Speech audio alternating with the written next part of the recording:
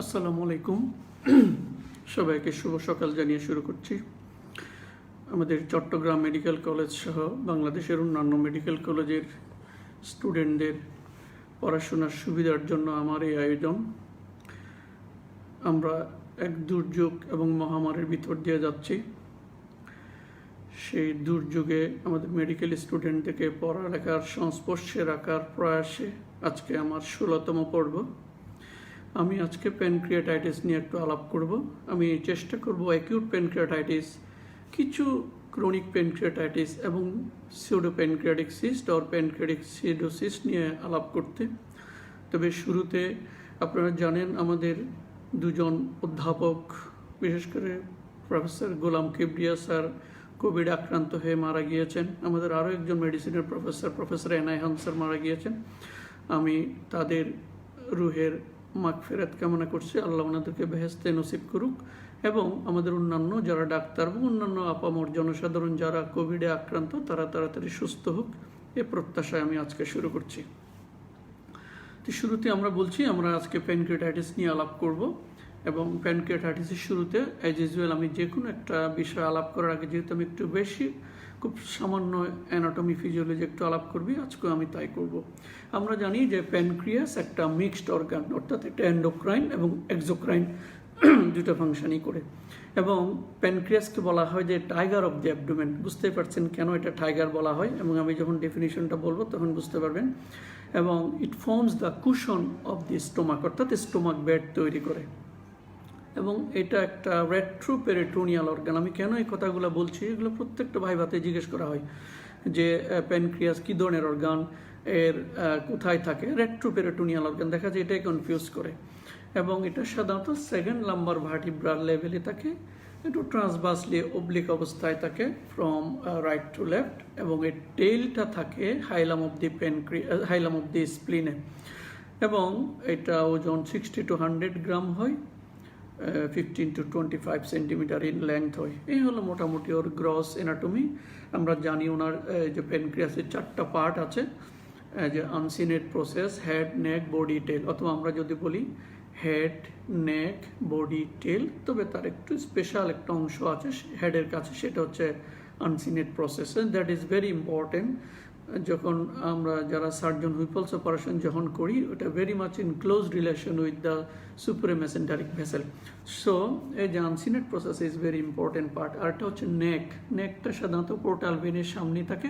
সুতরাং আমরা যখন হুইপলস অপারেশন করি তখন আমরা নেকটাকে টানেলিং করি behind the neck over the portal vein. So that is a very important part that is very carefully done so that the hemorrhage can be controlled at the time of operation and later on.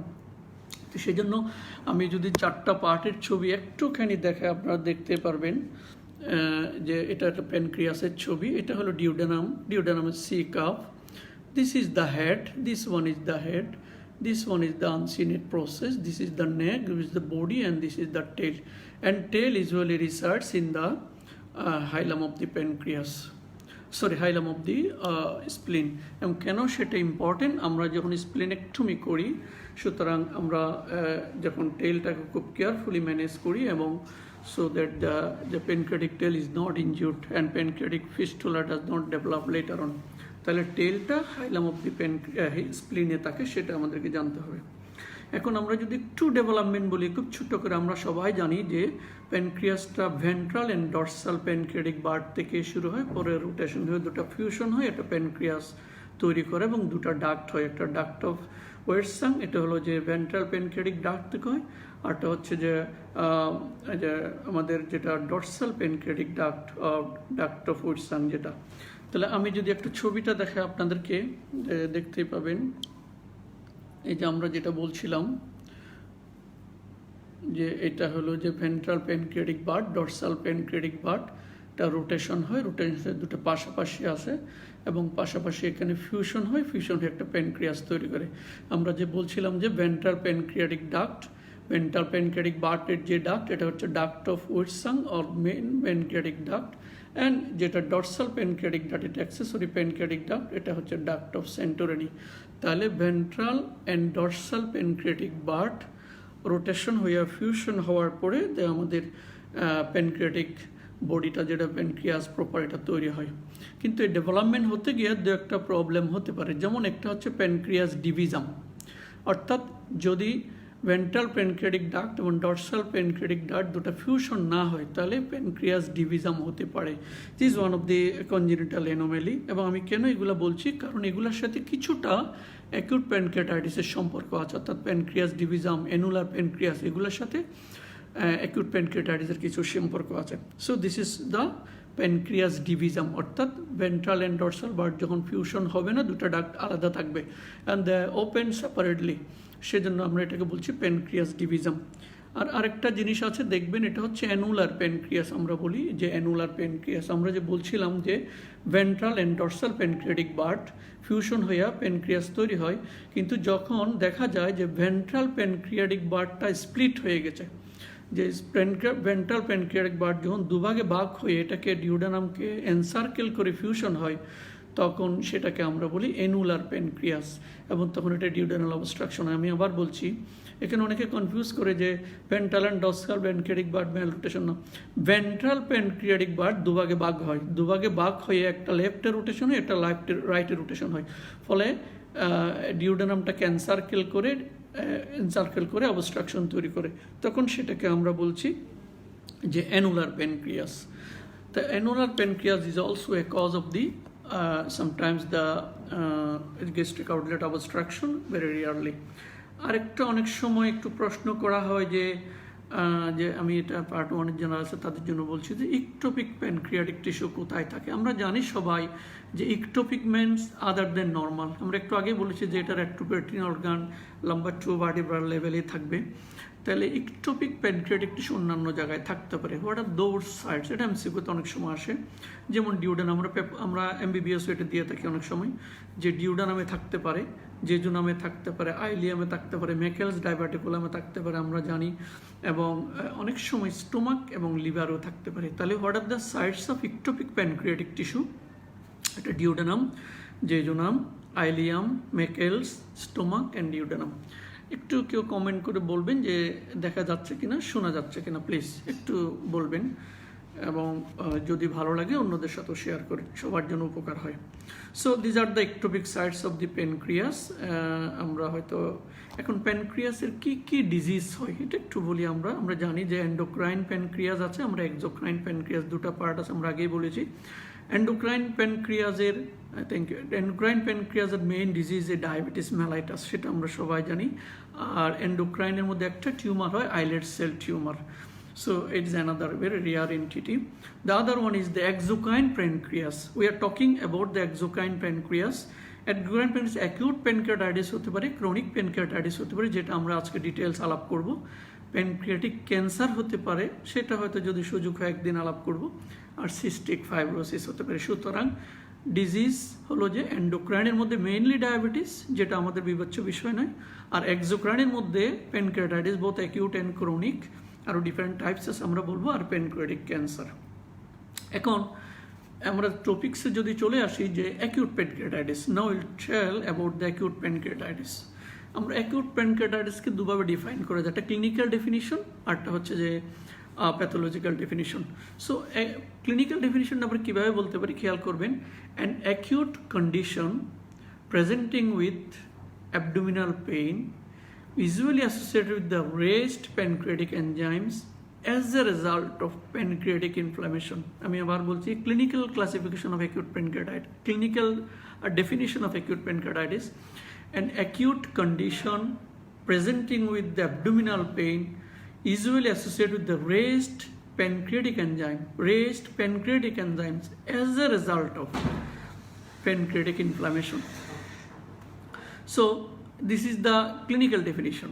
এখানে তিনটা কথা আছে, দেখবেন যে abdominal pain, raised pancreatic enzyme, pancreatic inflammation, তিনটা criteria আমি পরে আর একটু ক্লারিফাই করব। এটা হলো ক্লিনিক্যাল ক্লাসিফিকেশন। আর আমাদের একটা আছে যে প্যাথোলজিক্যাল ক্লাসিফিকেশন, সেটা কি, যে reversible pancreatic parenchymal injury, mind it, reversible pancreatic parenchymal injury associated with inflammation. তাহলে এখানেও একটা কথা এক্সট্রা আছে, রিভার্সিবল, এবং প্যারেনকাইমাল ইনজুরি হবে, ইনফ্লামেশন হবে। এই দুটা হচ্ছে যে, এটা হচ্ছে যে প্যাথোলজিক্যাল ডেফিনিশন। এখন যদি আমরা প্যানক্রিয়াটাইটিসের আন্ডারলাইং কজটা রিমুভ করতে পারি কমপ্লিটলি, বলা হচ্ছে যে acute pancreatitis is completely reversible both functionally and morphologically. খেয়াল করেন কথাটা, যে যদি আমি প্যানক্রিয়াটাইটিসের কারণটাকে কমপ্লিটলি রিমুভ করতে পারি, যে কারণে হয়েছে সেটা, তাহলে প্যানক্রিয়াটাইটিসটা completely reversible both functionally as well as structurally, অর্থাৎ মরফোলজিক্যালি। তবে যদি অ্যাকিউট প্যানক্রিয়াটাইটিসের রিকারেন্ট অ্যাটাক হতে থাকে, তাহলে প্যারেনকাইমাল পার্মানেন্ট ড্যামেজ হতে পারে এবং ক্রনিক প্যানক্রিয়াটাইটিসে টার্ন হতে পারে। তাহলে আমরা অ্যাকিউট প্যানক্রিয়াটাইটিসে কয়েকটি ইম্পর্টেন্ট কথা বললাম, যে অ্যাবডোমিনাল পেইন হবে, রেস্ট প্যানক্রিয়াটিক এনজাইম হবে, প্যানক্রিয়াটিক ইনফ্লামেশন হবে, এটা রিভার্সিবল হবে যদি আমি কজগুলো রিমুভ করতে পারি বোথ স্ট্রাকচারালি অ্যান্ড ফাংশনালি। তবে যদি রিপিটেড অ্যাটাক এরকম অ্যাকিউট প্যানক্রিয়াটাইটিস হতে থাকে, তাহলে এটা ক্রনিসিটি যেতে পারে। তাহলে আমি একটু যা শুরুতে, যদিও আমরা ক্রনিক প্যানক্রিয়াটাইটিস বা অ্যাকিউট প্যানক্রিয়াটাইটিস এখনো ডিটেলস আলাপ করে নেই, শুরুতে আমি যদি একটু অ্যাকিউট আর ক্রনিকের দু একটা পার্থক্য বলে দিই, পরে হয়তো মনে থাকবে না। কারণ হচ্ছে যে এটা আমরা পরীক্ষায় জিজ্ঞেস করি যে অ্যাকিউট আর ক্রনিক প্যানক্রিয়াটাইটিসের ডিফারেন্সটা কি। তাহলে acute pancreatitis sudden abrupt onset হবে, এবং ক্রনিকটা হচ্ছে কন্টিনিউয়াস ইনফ্লামেটরি প্রসেস হবে। আরটা হচ্ছে যে অ্যাকিউটটা ক্রনিসিটিতে টার্ন নিতে পারে, আর ক্রনিকটা অ্যাকিউট রিলাপস হতে পারে।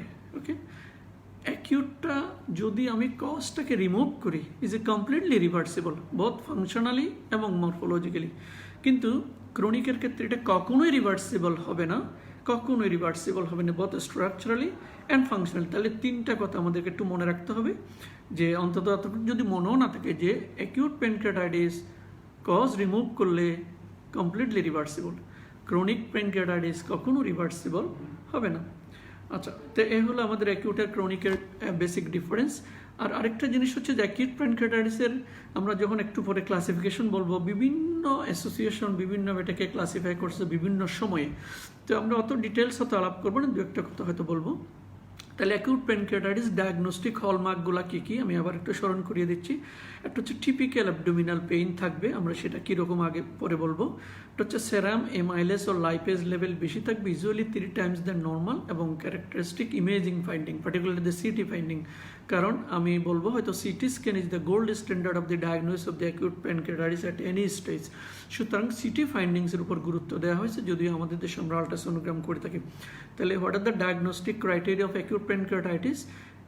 সেটা হচ্ছে একটা টিপিক্যাল অ্যাবডোমিনাল পেইন, সেরাম লাইপেস ওর এমাইলেজ লেভেল ইউজুয়ালি 3 times মোর দেন নর্মাল, আর একটা হচ্ছে যে ক্যারেক্টারিস্টিক সিটি ফাইন্ডিংস। এই তিনটা, এগুলো মুখের কথা নয় বা বইয়ের কথাও নয়, এগুলো হচ্ছে যে Atlanta classification, revised Atlanta classification in 1912, তখনকার এগুলো রিভাইজ করা হয়েছে 2012। তো এখন এটা যদি আমরা একটু প্যাথোফিজিওলজিটা বলি, এক কথায় যদি আমরা একটা অ্যাকিউট প্যানক্রিয়াটাইটিসের প্যাথোফিজিওলজি বলি, অটো ডাইজেশন। তাহলে auto digestion of the pancreatic substances by inappropriately activated pancreatic enzyme, অর্থাৎ প্যানক্রিয়াসের যে এনজাইমগুলো আছে নিজের আগুনে নিজে পোড়া, এটা অনেকটা এরকম কথা আর কি, নিজের আগুনে নিজে পোড়া। অর্থাৎ প্যানক্রিয়াসের ভিতরে যে এনজাইমগুলো আছে, সেই এনজাইমগুলো সাধারণত আমরা জানি যে ইন্টেস্টাইনে আসার পরে এটা অ্যাক্টিভেটেড হয়, কিন্তু এটা এমন কিছু মেকানিজম এখানে ঘটে, সেগুলো আমি একটু বলছি পরে, যে অটো ডাইজেশন হবে due to the auto activation of the enzymes within the pancreas. তাহলে এটা হলো মুদ্রা কথা, আমি আবার বলছি, অটো ডাইজেশন অফ, এটা হলো প্যাথোফিজিওলজি। যে কি যারা যদি ডিটেলস কারো মনে না থাকে, অন্তত এতটুকু মনে রাখলে হবে যে auto digestion of the pancreatic substances by inappropriately activated pancreatic enzyme, mainly trypsinogen. Okay, এখন আমরা একটু পোস্ট গ্রাজুয়েট লেভেলে যদি একটু কথা বলি, যে pathophysiology of the pancreatitis depends on the aetiology. আমি বাংলায় বলবো, ভয়ের কোনো কারণ নেই, যে কী কারণে প্যানক্রিয়াটাইটিসটা হয়েছে তার উপর ভিত্তি করে তার প্যাথোফিজিওলজিটা নির্ভর করবে। আমি তো আগে যেটা বলেছি সেটা হচ্ছে কমন পাথওয়ে, বাট এর আগে কিছু স্টেপ আছে যেগুলো ইটিওলজি নির্ভর করে। যদি মনে করেন গল স্টোন হয়, যেটা আমাদের দেশে একটা কমন কারণ, যদি গল স্টোন খানে প্যানক্রিয়াটিক ডাক্টের অ্যাম্পুলার ওখানে যদি অবস্ট্রাকশন করে, তাহলে আপনি বুঝতেই পারতেছেন যে প্যানক্রিয়াটিক ডাক্টে অবস্ট্রাকশন হয়ে প্যানক্রিয়াটিক ডাক্টাল হাইপারটেনশন হবে, ডাক্টের প্রেশার বেড়ে যাবে। তাহলে ডাক্টের প্রেশার যদি বেড়ে ইন্টারস্টিশিয়াল ইডেমা হবে, প্যানক্রিয়াসের ইন্টারস্টিশিয়াল ইডেমা হবে, ব্লাড ফ্লোটা কমে যাবে, ইস্কেমিয়া হবে, অ্যাসাইনার সেলগুলো ইনজুরি হবে, অ্যাক্টিভেটেড এনজাইম হবে। এটা একটা পাথওয়ে যদি অবস্ট্রাকশন ডিউ টু স্টোন হয়। আমি আবার বলছি, যদি স্টোনের কারণে প্যানক্রিয়াটিক ডাক্ট অবস্ট্রাকশন হয়, গল স্টোন, তাহলে কমন পাথওয়ে, তাহলে ইন্টারস্টিশিয়াল ইডেমা হবে, এর আগে ডাক্টের প্রেশার বাড়বে, ইন্টারস্টিশিয়াল ইডেমা হবে, ব্লাড ফ্লোটা কমে যাবে, ইস্কেমিয়া হবে, অ্যাসাইনার সেল ইনজুরি হবে, দেন অ্যাক্টিভেটেড এনজাইম হবে। এটা হলো স্টোনের মেকানিজম। যদি অ্যালকোহল, ড্রাগ, ট্রমা, ইস্কেমিয়া বা ভাইরাসের কারণে হয়, এগুলো সব কারণ, তাহলে হবে কি রিলিজ অফ ইন্ট্রাসেলুলার প্রোটিএনজাইম, প্রোএনজাইম যেগুলো আছে এগুলো আগে রিলিজ হবে, ইনক্লুডিং দ্য লাইসোজোমাল এনজাইম। এটা মেকানিজম একটু ডিফারেন্স। এটা স্যারেরা পরীক্ষায় জিজ্ঞেস করেন যে ডাক্টে কীভাবে হয়, স্টোনের কারণে কীভাবে হয়, অ্যালকোহলে কীভাবে হয়। এটা বিশেষ করে পোস্ট গ্রাজুয়েশন। তাহলে অ্যালকোহল আর বিলিয়ারি স্টোনের মেকানিজম টোটালি আলাদা। আমরা বলেছিলাম যে বিলিয়ারি স্টোনে ডাক্টাল হাইপারটেনশন হয়, ইন্টারস্টিশিয়াল ইডেমা হয়, ইস্কেমিয়া হয়, সাইনাসিয়াল ইনজুরি হয়। কিন্তু যদি অ্যালকোহল হয়, সাথে যদি ড্রাগ, ট্রমা, ইস্কেমিয়া, ভাইরাস সবগুলোর মেকানিজম একই, তাহলে release of intracellular proenzymes and lysosomal enzyme hydrolase এগুলো রিলিজ হবে, অ্যাক্টিভেশন অফ এনজাইম হবে, ultimately acinar cell injury, then activated enzyme হবে। আর যদি ডিরেক্ট ইন্ট্রাসেলুলার ট্রান্সপোর্ট একটা মেকানিজম আছে, একটা হচ্ছে যে তাহলে মেটাবলিক যে কজগুলো আছে, তাহলে এখানে করবে delivery of the pro enzyme to the lysosomal compartment এবং intracellular activation of the enzyme same. এটা আমাদের অত বেশি দরকার নাই। তাহলে মেইন কথা হলো ডাক্ট অবস্ট্রাকশন হইয়া স্টোনে যদি হয়, তাহলে ইন্ট্রাসেলুলার ইন্ট্রাডাক্টাল হাইপারটেনশন হইয়া ইন্টারস্টিশিয়াল ইডেমা হবে, এসএনএস সেল ইনজুরি হবে। আর এসএনএস সেল ইনজুরি হবে directly due to the alcohol, এবং সেখানে হবে প্রো এনজাইম এবং যে লাইসোজোমাল এনজাইম এগুলো রিলিজ হয়ে এটা সাইনাস সেল অ্যাক্টিভেশন করবে এবং যে সেল ইনজুরি হবে। এ হলো যে প্যাথোফিজিওলজি। এখন আমরা যদি ক্লাসিফিকেশন একটু বলি, মানে এত বেশি ক্লাসিফিকেশন প্যানক্রিয়াটাইটিসের আছে, ভেরি ডিফিকাল্ট টু ম্যানেজ। সেজন্য আমরা জাস্ট দু একটা নাম বলছি যদি কারো মনে থাকে। একটা হচ্ছে যে ক্যামব্রিজ ক্লাসিফিকেশন, সেগুলো এখন আর প্র্যাকটিস করা হয় না। আমরা বলছিলাম যে আটালান্টা ক্লাসিফিকেশন 1912 সালে যেটা সেটা দিয়ে হচ্ছে, সেটাকে আবার রিভাইজ করা হয়েছে, এটা বলে রিভাইজড আটালান্টা ক্লাসিফিকেশন ইন 2012। এটা আমরা মেইনলি আলাপ করবো। একটা হচ্ছে ট্রাপনেলস ক্লাসিফিকেশন, এটা টিওলজি অনুযায়ী আমি একটু হয়তো দেখাবো। এটা মাসেলস ক্লাসিফিকেশন, সেটা আমি হয়তো একটু বলবো। একটা হচ্ছে এসএজি, এটা অ্যাসোসিয়েশন অফ দি মানে আমেরিকান কলোন গ্যাস্ট্রোএন্টারোলজি যে অ্যাসোসিয়েশন আছে আর কি, সেই অ্যাসোসিয়েশন আমেরিকান কলোরেক্টাল যে মানে গাইডলাইন আছে, আমেরিকান যে গাইডলাইন আছে তার উপর ভিত্তি করে এটাকে দুভাগে ভাগ করা হয়। একটা হচ্ছে যে মাইল্ড অর্থাৎ ইডেমাটাস প্যানক্রিয়াটাইটিস, আর হচ্ছে সিভিয়ার যে সিভিয়ার নেক্রোটাইজিং প্যানক্রিয়াটাইটিস। আমি এটা আমাদের বেরিলি লাভও আছে, দুটা মেইন টাইপস হচ্ছে দুটা। এটা ঠিক একইভাবে এটা মডিফাইড বা রিভাইজড আটালান্টা ক্লাসিফিকেশনের একটা অংশ। একটা হচ্ছে মাইল্ড প্যানক্রিয়াটাইটিস, আরটা হচ্ছে সিভিয়ার প্যানক্রিয়াটাইটিস। মাইল্ডটাকে বলা হচ্ছে ইডেমাটাস প্যানক্রিয়াটাইটিস, এটা আমাদের জানতে হবে। আর সিভিয়ারটাকে বলা হচ্ছে যে নেক্রোটাইজিং প্যানক্রিয়াটাইটিস। তাহলে আমরা আগের পুরাতন বইগুলোতে বা যারা আমাদের পুরাতন স্যার আছেন তারা কিন্তু মার্সে ক্লাসিফিকেশনটা একটু জানতে চান, সেগুলো কি আমাদের আগের এডিশনে বেরিলাভ এরকমই ছিল। ওখানে লেখা ছিল যে acute pancreatitis, acute relapsing pancreatitis, chronic pancreatitis, chronic relapsing pancreatitis, 4 ভাগে ভাগ ছিল। তো সেটা এখন আর বলা হয় না, এখন আমরা বলছি যে না, যে মাইল্ড প্যানক্রিয়াটাইটিস এটা হচ্ছে অ্যাকিউট ইডেমাটাস প্যানক্রিয়াটাইটিস, আরটা হচ্ছে সিভিয়ার প্যানক্রিয়াটাইটিস, এটা হচ্ছে যে আমাদের নেক্রোটাইজিং প্যানক্রিয়াটাইটিস।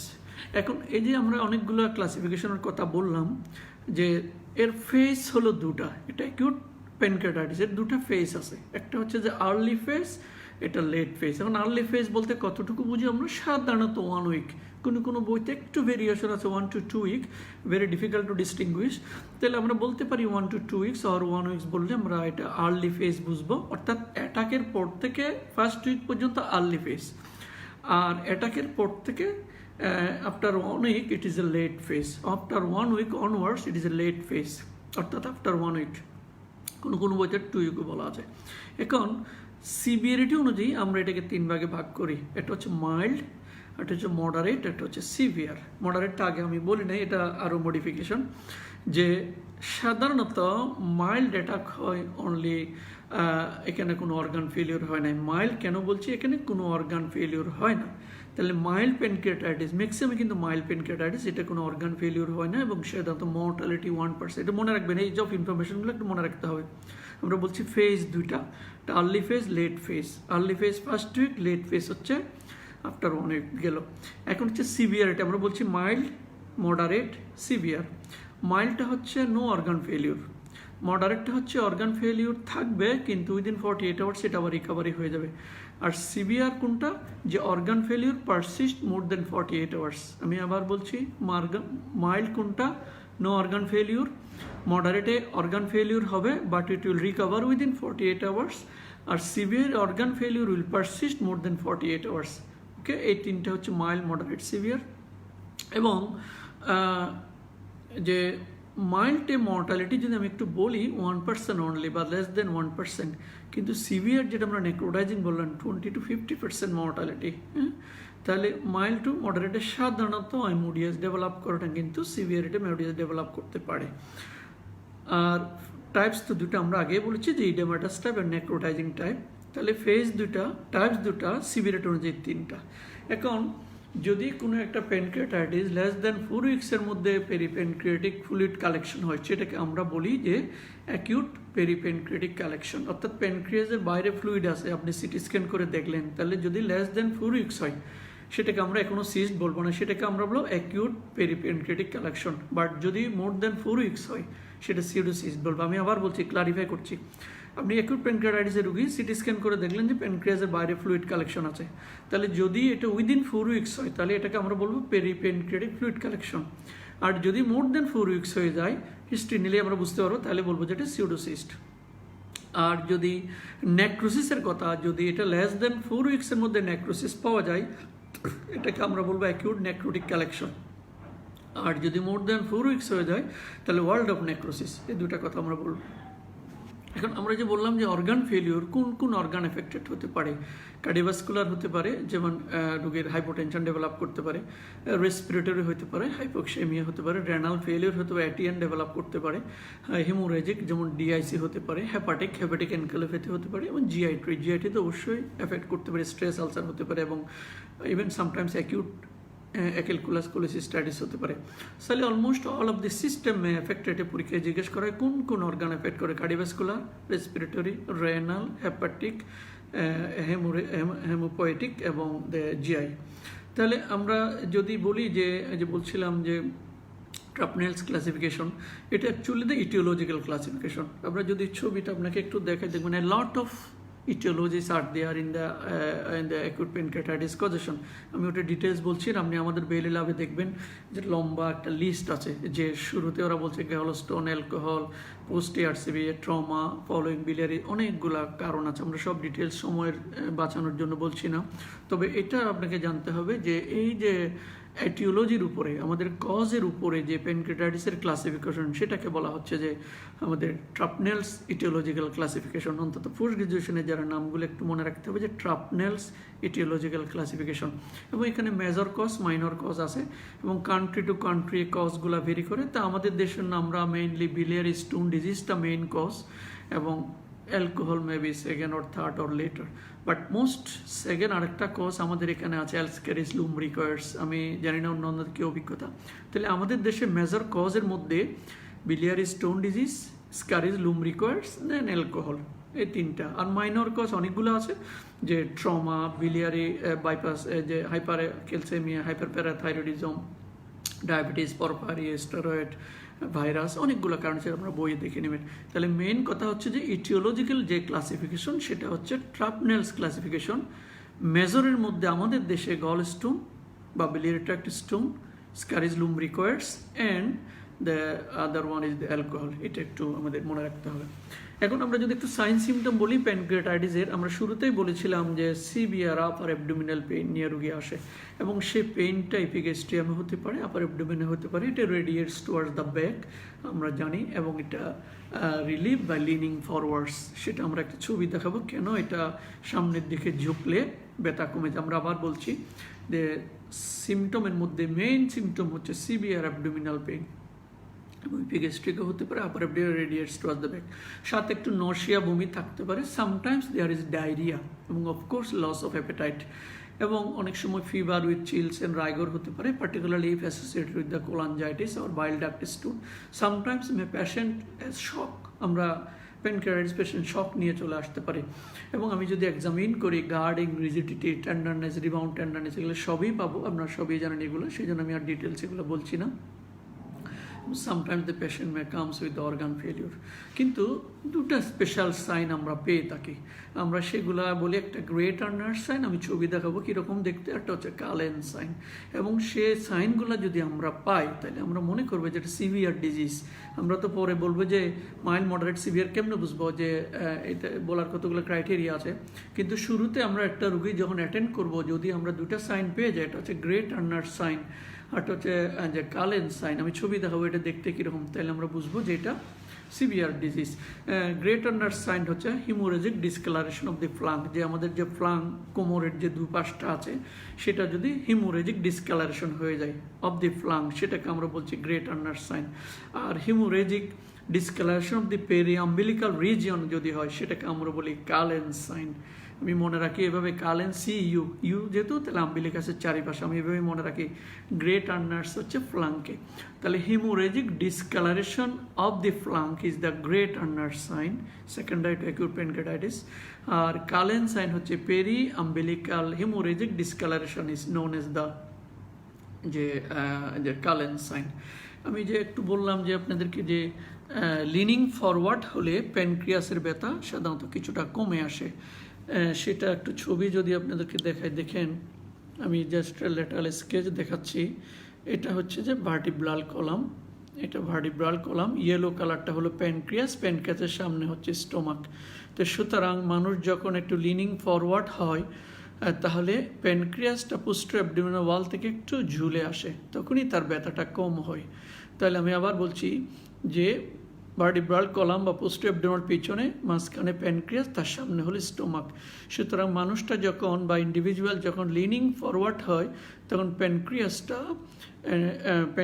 অ্যাবডোমিনাল ওয়াল থেকে কিছুটা নিচে নেমে আসে, পোস্টেরিয়র অ্যাবডোমিনাল ওয়াল থেকে, সুতরাং তার একটু পেইনটা কিছুটা কম মনে হয়। That's how the pain is relieved on lining forwards.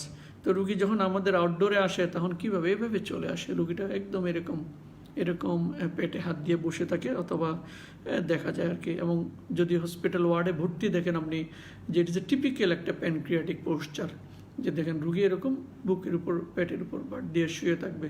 এবং এখন কোভিডের যুগে একটা ইম্পর্টেন্ট যে প্রোনিং বলে, আপনারা জানেন যে রুগীর স্যাচুরেশন কমে যাচ্ছে, বা আমরা যদি রুগীকে প্রোনিং করে দিই, এরকম উপর করে শোয়াই দিই, তাহলে স্যাচুরেশনটা বেড়ে যায়, এটা মনে রাখবেন একটু সবাই। এবং অক্সিজেনেশনটা প্রোনিং অবস্থায় দিতে হয়। তাহলে আমরা যে দুটো সাইনের কথা বললাম, দেখেন এই যে এটা টিপিক্যাল এটা হলো যে গ্রেট আর্নার সাইন। এই যে flank, haemorrhagic discolouration of the flank due to acute pancreatitis, এটা কেন হয়? যে প্যানক্রিয়াটিক ইনফ্লামেশনটা রেট্রোগ্রেড স্পেস দিয়ে এখানে স্প্লিট করে, সেই জন্য এটা ফ্লাঙ্কটা টিপিক্যাল একটা গ্রেট আর্নার সাইন।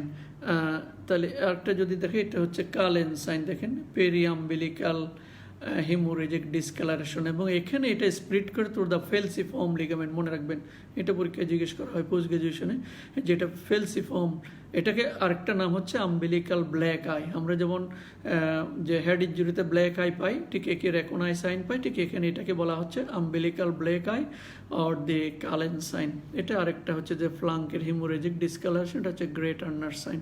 তো সুতরাং এই দুটা সাইন যদি আমরা পাই তাহলে আমরা বুঝবো যে pancreatitis is very severe condition before any assessment, এবং অ্যাকর্ডিংলি আমরা ম্যানেজ করতে পারবো, কারণ আমরা জানি যে সিভিয়ার প্যানক্রিয়াটাইটিসগুলোকে আমাদেরকে ICU বা ICUতে ম্যানেজ করতে হয়। এখন আমরা যখন ইনভেস্টিগেশন বলবো তখন অ্যামাইলেস লেভেলে কথা চলে আসবে। আমি অ্যামাইলেস নিয়ে কিছু ইনফরমেশন আপনাদেরকে দিব, আশা করি এগুলো সবাইকে মনে রাখতে হবে, যে অ্যামাইলেস নিয়ে অনেক ইনফরমেশন আছে। তারপর ইম্পর্টেন্ট কিছু ইনফরমেশন আমি আপনাদেরকে দিতে চাই, এগুলো মনে আমি একটু কুইকলি বলছি, যেন আমার উদ্দেশ্য হচ্ছে যে কম সময়ের মধ্যে আমি একটু বেশি ইনফরমেশনটা দিতে পারি, ফলে আপনারা যখন ভিডিওটা ইউটিউবে আপলোড দিব আপনারা পজ করে দেখতে পারবেন। আমি জন্য একটু কুইকলি বলছি, must quicker than in our class. তাহলে প্রথম কথা হচ্ছে যে অ্যামাইলেসের ইনফরমেশনের মধ্যে ইম্পর্টেন্ট হচ্ছে যে it is secreted by the pancreas and the salivary gland. আমরা জানি যে অ্যামাইলেসের দুটা সোর্স আছে, আরও কিছু সোর্স আছে, আমি ওগুলো বলছি না, যে প্যানক্রিয়াস এবং স্যালিভারি গ্ল্যান্ড। এবং যদি আমরা বলি যে প্যানক্রিয়াস থেকে যেটা রিলিজ হয় সেটা হচ্ছে আইসোএনজাইম পি। আইসোএনজাইম আমরা জানি পড়েছি বায়োকেমিস্ট্রিতে। এবং স্যালিভারি গ্ল্যান্ড থেকে যেটা রিলিজ হয় সেটা হচ্ছে আইসোএনজাইম এস। কেন আমি এত গভীরের কথা বলছি যে আইসোএনজাইম পি মানে প্যানক্রিয়াটিক অ্যামাইলেস আর আইসোএনজাইম এস মানে হচ্ছে যে স্যালিভারি অ্যামাইলেস। কারণ amylase estimation in pancreatitis is a non specific test, কারণ অন্যান্য অনেক জিনিসে এটা বাড়তে পারে, আমি পরে বলবো। তো সেই জন্য যদি আমি আইসোএনজাইম পিটা আমি মেজার করতে পারি তাহলে এটা স্পেসিফিক। হ্যাঁ, আমি জানি এটা আমাদের দেশে, আমি জানি না কোথাও হচ্ছে কিনা, অন্তত চিটাংয়ে হচ্ছে কিনা, বাট থিওরিটিক্যাল আমাদেরকে এতটুকু জানতে হবে। তাহলে এই যে অ্যামাইলেস লেভেল আমরা বললাম, এটা নর্মাল ভ্যালু কত, এটা 200 to 250 বা 300 Somogyi unit. I mind 200 to 300 Somogyi unit, এবং এটা যদি আমরা ইন্টারন্যাশনালি কনভার্ট করি 40 to 140 ইন্টারন্যাশনাল ইউনিট হবে।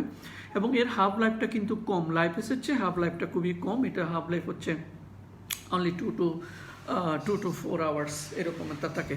তাহলে এটা আমরা কখন এটা সিগনিফিকেন্ট বলবো, আমরা যদি দেখি এটা 1000-এর বেশি নর্মাল, অর্থাৎ যে ভ্যালু আছে 1000-এর বেশি অথবা 3 টাইমস দি নর্মাল। আমি আবার বলছি, ধরলাম আমি নর্মাল ভ্যালু 300, তাহলে এটা 900-এর উপরে যদি যাই অথবা 1000-এর উপরে যদি যাই তাহলে আমরা বলবো এটা একটা সিগনিফিকেন্ট।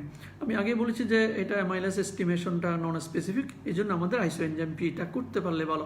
আমরা হয়তো করতে পারি না, কিন্তু বাইরের দেশে করে, তাহলে আমাদেরকে আমি কেন ইনফরমেশনগুলো দিচ্ছি, আমরা শুধু আমাদের কনটেক্সট চিন্তা করলে, মানে গ্লোবালাইজ চিন্তা করতে হবে যে বাইরে কি হচ্ছে সেটা। আর একটা জিনিস ইম্পর্টেন্ট, আমরা শুধু অ্যামাইলেস লেভেল দেখে দিই, তাহলে কোন সময় রক্তটা নেবে, দ্যাট ইজ ভেরি ইম্পর্টেন্ট। আমরা হয়তো অনেকেই খেয়াল করি না যে 2 আওয়ার্স ফাস্টিং, আমরা যেমন 2 hours fasting blood sugar level দিই, ঠিক একইভাবে 2 আওয়ার্স ফাস্টিং যদি আমরা অ্যামাইলেস লেভেলটা দিই, that gives you a more accurate value. এবং আরেকটা কথা অনেক সময় চলে আসে, আমরা দেখবেন যে ইউরিনারি অ্যামাইলেস, তো ইউরিনারি অ্যামাইলেসের অ্যালোন কোনো সিগনিফিকেন্ট নাই, তবে যদি সেরাম, লাইপেস, অ্যামাইলেস এবং ইউরিনারি অ্যামাইলেস তিনটা একসাথে করা হয় তাহলে এটা কিছুটা ভ্যালু আছে। আর ইউরিনারি অ্যামাইলেসও আমাদের ভুল করে আমরা একটা সিরিজ অথবা একটা টেস্ট টিউবের মধ্যে ইউরিন পাঠিয়ে দিলাম, বললাম যে ইউরিনারি অ্যামাইলেস করো। No, that's not the ideal. If you want to measure the urinary amylase, it has to be 24 hour urine, অর্থাৎ 24 ঘন্টার ইউরিনটাকে কালেকশন করে সেখানে অ্যামাইলেস মেজার করতে হবে। তাহলে আমরা সেরাম অ্যামাইলেস পাঠাবো, দয়া করে মনে রাখবেন যে 2 আওয়ার্স আফটার ফাস্টিং, তাহলে that is the ideal sample.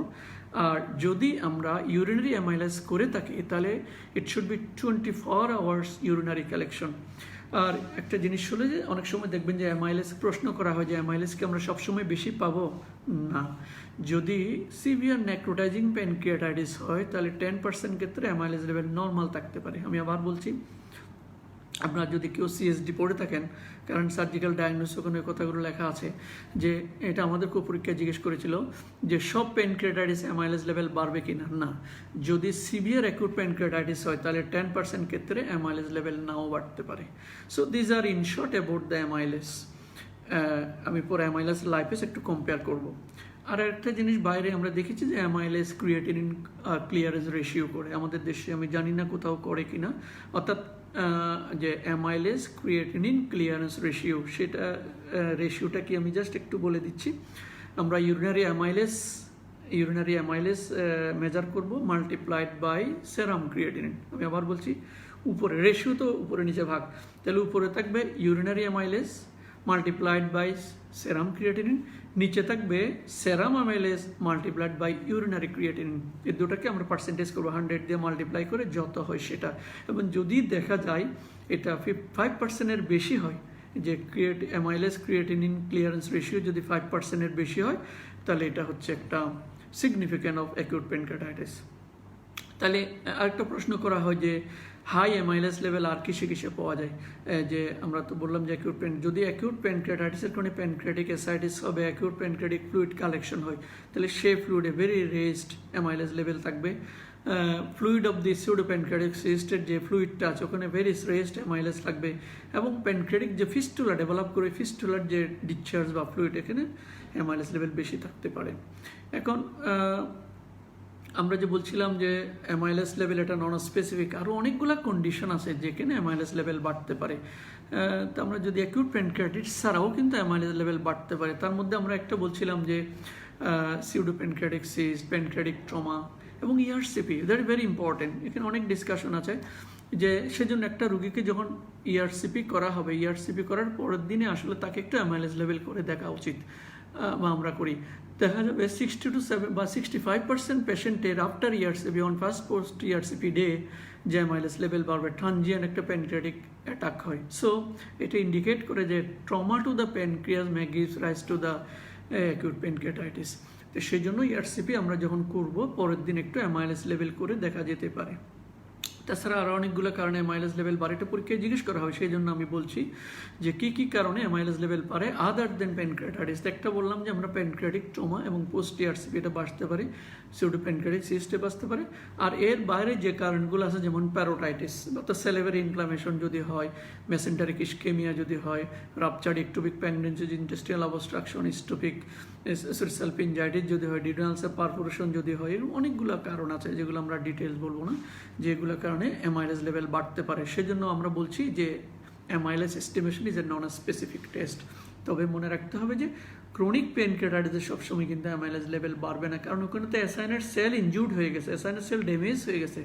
So the cells are not sufficient to release the amylase. সেজন্য ক্রনিক প্যানক্রিয়াটাইটিসে অনেক সময় অ্যামাইলেস লেভেল বাড়ে না due to the destruction of the acinar cell. এটা পরীক্ষায় জিজ্ঞেস করা হয় যে কোনটাতে বাড়ে কোনটাতে কেন নয়, এগুলো জিজ্ঞেস করা হয়।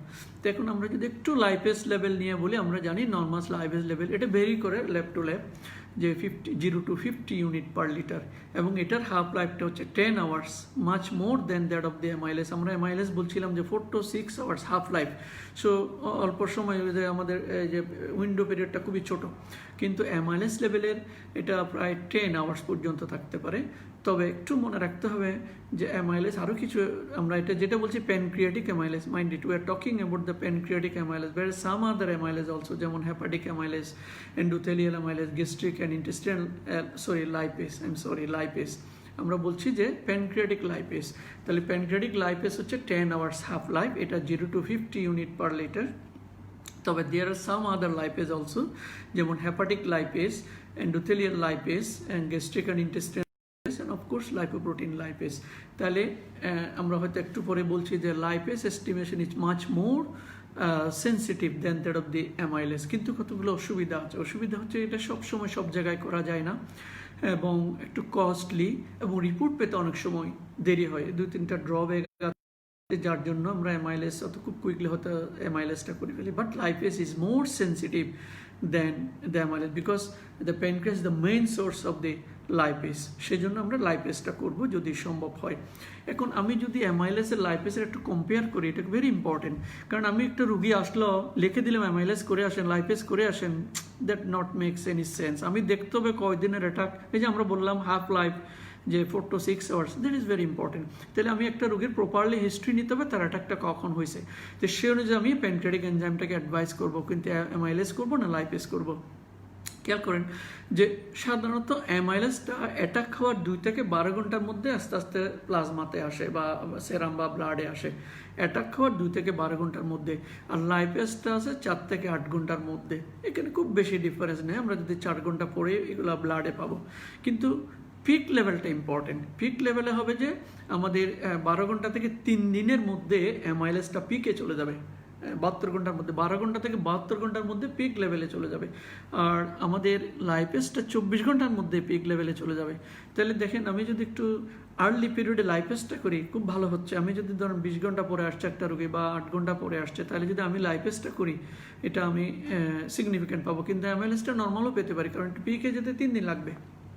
তো সেই জন্য আমাকে হিস্ট্রিটা নিতে হবে আপনার এটা কতক্ষণ। যদি আমি দেখি যে এটা উইদিন 24 ঘন্টা, তাহলে আমি লাইপেসটা দিব যদি সম্ভব হয়। আর যদি দেখি যে না একটু 2-3 দিন হয়ে গেছে, তাহলে আমি অ্যামাইলেস দিতে পারি। এখন আমরা যদি দেখি যে কতদিন পর্যন্ত এটা পিক লেভেলে থাকে, আমাদের যে অ্যামাইলেস লেভেল আমরা বললাম যে 12 ঘন্টা থেকে, এটা সাধারণত 2 ঘন্টা থেকে 12 ঘন্টার মধ্যে শুরু হয়, 3 দিনে এটা পিকে যায়, 5 দিন পর্যন্ত পিকে থাকে, আস্তে আস্তে 7 দিনের পর এটা নর্মাল হয়ে যায়। অর্থাৎ আমি আবার বলছি যে অ্যামাইলেস লেভেলটা 2 ঘন্টা থেকে 12 ঘন্টার মধ্যে আস্তে আস্তে সেরামি আসে, 3 থেকে 5 দিন পর্যন্ত এটা পিকে থাকে, 5 দিন পরে আস্তে আস্তে কমতে থাকে, 7 দিনের পরে এটা সাধারণত সেরামি বেশি পাবে না। কিন্তু লাইফ অ্যাসেটটা আরও ভেরি সিগনিফিকেন্ট। লাইফ অ্যাসেটের মধ্যে 4 ঘন্টা পর থেকে শুরু হয়, 24 ঘন্টার মধ্যে এটা পিকে চলে যায়, এটা 7 থেকে 10 দিন পর্যন্ত থাকে, 10 দিনের পরে আস্তে আস্তে এটা ডাউনওয়ার্ডস হয়, 14 দিনের পরে সাধারণত আর থাকে না। তাহলে অন এন এভারেজ যদি আমরা একটা রোগীর লাইফ এস এস্টিমেট করি, it will give a very accurate clue rather than that of the amylase. তো সেই জন্য আমরা একটু হিস্ট্রিটা নিব এবং কোন ইনভেস্টিগেশন করার চিন্তা করে আমরা অ্যাডভাইস করব। এখন আমরা বলি যে প্যানক্রিয়াটাইটিসটা একটা ইনফ্লামেশন, নট ইনফেকশন। তবে যে কোনো সময় এটা ইনফেক্টেড হয়ে যেতে পারে, পার্টিকুলারলি যদি বিলিয়ারি স্টোন ডিজিজ হয়, নেক্রোটিক হয়, তাহলে এটা ইনফেকশন হয়ে যেতে পারে। এখানে প্রশ্ন করা হয় যে কী কী অর্গানিজম এখানে এফেক্ট করে। আমি একটু চেষ্টা করছি যে পরীক্ষা রিলেটেড কথাবার্তাগুলো বলতে, রাদার দেন থিওরিটিক্যাল।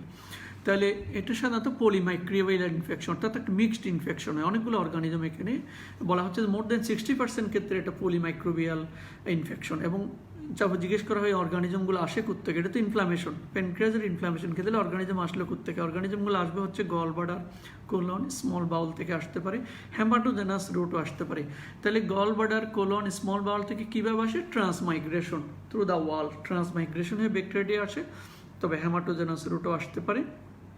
আর বলা হচ্ছে যে ইনফেকশনটা সাধারণত কীরকম হয়, ইনফেকশন রেটটা হচ্ছে ফার্স্ট উইকে 24%, তবে যত অ্যাটাকের রেট বাড়বে, সেকেন্ড ফেসে বা লেট ফেসে চলে যাবে, তখন এটা ইনফেকশন হওয়ার সম্ভাবনা বেশি। অর্থাৎ আমি বলছি যদি ফার্স্ট উইক অফ অ্যাটাক হয় তাহলে ইনফেকশনের সম্ভাবনা অনলি 20 to 30% বা 24%। আর যদি 1 weeks অনওয়ার্ডস অর্থাৎ লেট ফেসে হয় তাহলে it may affect up to the 70% পর্যন্ত ইনফেকশন হতে পারে।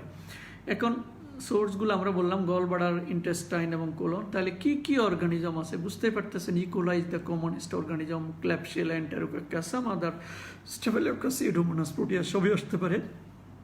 তবে মেইন হচ্ছে কোলিসিস্টাইটিসের মধ্যে E coli is the main organism, then Klebsiella, then Enterococcus. এখন যেহেতু ইনফেকশনের কথা একটা চলে আসছে, তাহলে অ্যান্টিবায়োটিকের কথাটা চলে আসে। আমরা অ্যান্টিবায়োটিক দিব কি দিব না, এটা নিয়ে অনেক ডিসকাশন আছে, অনেক ডিবেট আছে। তাহলে আমি একটু সহজ করে বলছি কখন আমরা অ্যাকিউট প্যানক্রিয়াটাইটিসের রোগীকে অ্যান্টিবায়োটিক দিব। আমি আপনাদের জন্য একটু সহজ করে বলছি। ইন সিভিয়ার নেক্রোসিস, যদি আমরা সিটি স্ক্যান করে বুঝতে পারি, সিটি স্ক্যান আমি পরে বলবো কখন করব, কি দেখব, যে ইন সিভিয়ার ইনফেক্টেড নেক্রোসিস যদি হয় উইদাউট এনি প্রুফড কালচার, আমরা বলছি যে 4 দিনের দিন সিটি করে কালচার করে আমরা অ্যান্টিবায়োটিক দিব, এটা হলো কনভেনশনাল। কিন্তু আমি যদি দেখি সিভিয়ার নেক্রোসিস উইদাউট কালচার, তাহলে আমরা অ্যান্টিবায়োটিক শুরু করে দিব, নাম্বার 1। নাম্বার 2 হচ্ছে আমরা প্রোফাইলিকটা অ্যান্টিবায়োটিক শুরু করে দিব যদি আমরা সিভিয়ার প্যানক্রিয়াটাইটিস মনে করি। আমি বলছিলাম যে কালেন সাইন যদি বলি, গ্রেটার টার্নার সাইন যদি, আদার প্যারামিটার আছে, আমি পরে বলছি যে কীভাবে আমরা সিভিয়ারিটি অ্যাসেস করব। তাহলে যদি আমরা দেখি যে সিভিয়ার প্যানক্রিয়াটাইটিস, তাহলে আমরা শুরুতে অ্যান্টিবায়োটিক শুরু করে দেবো। দুটো পেলাম, একটা হচ্ছে সিভিয়ার ইনফেক্টিভ নেক্রোসিস, আরটা হচ্ছে যে সিভিয়ার ইনফ্লামেশন আমরা শুরু করে দেবো। আরটা হচ্ছে যদি দেখি যে আমরা যে প্যানক্রিয়াটাইটিসের কারণটা বিলিয়ারি কজ অর্থাৎ স্টোন ডিজিজ, তাহলে অবশ্যই আমরা প্যানক্রিয়াটাইটিসের ক্ষেত্রে, অথবা যদি কোলাঞ্জাইটিসের ফিচার থাকে তাহলে আমরা অ্যান্টিবায়োটিক শুরু করে দেবো। আরটা হচ্ছে যদি আমরা দেখি যে রুগীটা ক্লিনিক্যালি র্যাপিডলি ডিটেরিয়েট করতেছে, যে খুব র্যাপিডলি ডিটেরিয়েট করতেছে, তাহলে আমরা অ্যান্টিবায়োটিক শুরু করে দেবো। 4টা কন্ডিশন আমরা অ্যান্টিবায়োটিক দেবো। একটা হচ্ছে সিভিয়ার ইনফেক্টিভ নেক্রোসিস, একটা হচ্ছে সিভিয়ার ইনফ্লামেশন, একটা হচ্ছে বিলিয়ারি প্যানক্রিয়াটাইটিস, একটা হচ্ছে if the patient is progressing quickly very deteriorate করতেছে, তাহলে আমরা অ্যান্টিবায়োটিক শুরু করে দেবো। এখন আমি জুনিয়রদের জন্য একটু বলছি যে ডিফারেন্সিয়াল ডায়াগনোসিস কি জিজ্ঞেস করা হয়, আমরা খুবই কমন, এগুলো সবাই জানেন। Perforative peptic ulcer disease, or duodenal ulcer, আমরা কোলিসিস্টাইটিস বলতে, মেসেন্টারিক ইসকেমিয়া বলতে, রাপচার্ড ইকটোপিক প্রেগন্যান্সি বলতে, অ্যাওরটিক অ্যানিউরিজম রাপচার, অনেকগুলো বলতে পারি, ইন্টেস্টাইনাল অবস্ট্রাকশনও বলতে পারি। তাহলে commonly peptic ulcer, perforation, cholecystitis, ruptured ectopic pregnancy and এই 3টা বা 4টা অন্তত বলতে হবে। এখন আমরা যখন প্যানক্রিয়াটাইটিসের ম্যানেজমেন্ট বলবো, এর কিছু প্রিন্সিপাল আছে, এটা পরীক্ষায় জিজ্ঞেস করা হয় যে what are the management principal of acute pancreatitis. 4টা হেডিং এটা বলা যায়। এটা হচ্ছে কনফার্মেশন অফ দি ডায়াগনোসিস। মনে রাখবেন যে প্রিন্সিপাল অফ ম্যানেজমেন্ট অফ, আমি কিছু জিনিস ইনফরমেশন আপনাদের সাথে শেয়ার করছি ফ্রম মাই এক্সপিরিয়েন্স। আমি যেহেতু ন্যাশনাল ইউনিভার্সিটি হসপিটাল সিঙ্গাপুরে অনেকদিন কাজ করেছি হেপাটোবিলিয়ারি সার্জারিতে, সুতরাং কিছু এক্সপিরিয়েন্স আমি এখানে শেয়ার করছি, সবগুলো হয়তো বইয়ে নাই। যেমন প্রিন্সিপাল অফ ম্যানেজমেন্ট যেটা আমি বলছি, ওখানে ইন্টারন্যাশনাল হয় যে একটা হচ্ছে মানে কি বলে ডায়াগনোসিস কনফার্মেশন, কীভাবে করবো আমরা সেটা পরে বলছি। যে কনফার্ম দ্য ডায়াগনোসিস, আমরা ডায়াগনোসিস কনফার্ম করব, দেন নাম্বার 2 হচ্ছে অ্যাসেস দ্য সিভিয়ারিটি, আমরা সিভিয়ারিটিটা অ্যাসেস করব, কিভাবে করবো আমি একটু পরে আসছি। নাম্বার 3 হচ্ছে identify the cause, will talk and treatment of cause. কারণ আমি বলেছিলাম শুরুতে, যদি আমি কজটা রিমুভ না করি তাহলে আমার প্যানক্রিয়াটাইটিসের চিকিৎসা হবে না, এটা ক্রোনিসিটি চলে যাবে। তাহলে আমি আবার বলছি, what are the principal of management of acute pancreatitis. এটা হচ্ছে confirmation of the diagnosis, assessment of severity, identify the cause and treatment of cause. তাহলে 4টা হেডিংয়ে আমাদের প্যানক্রিয়াটাইটিসের রোগীকে ম্যানেজ করতে হবে। তাহলে আমরা পরীক্ষা 2টাতে অলরেডি বলে ফেলেছি যে কীভাবে আমরা কনফার্ম করবো, অ্যামাইলেস ও লাইপেজ লেভেল দেখে আমরা কনফার্ম করব, সেটা আমি ডিটেলস বলেছি। তবে তার বাইরে আরও বেশি কিছু আমরা পরীক্ষা নিরীক্ষা করি, আমরা রোগীর প্রগ্রেস দেখার জন্য, হেমোডাইনামিক্যাল স্টেবল দেখার জন্য, আমরা সিভিয়ারিটি অ্যাসেস করার জন্য, জাস্ট 2-1টা আমি বলছি। অবশ্যই আমরা করব কি পাবো, নিউট্রোফিলিক লিউকোসাইটোসিস আমরা এটা পাবো, অন্য আদার ইনফ্লামেশনের মতো। আমরা যদি একটু ইলেকট্রোলাইটটা করি, অনেক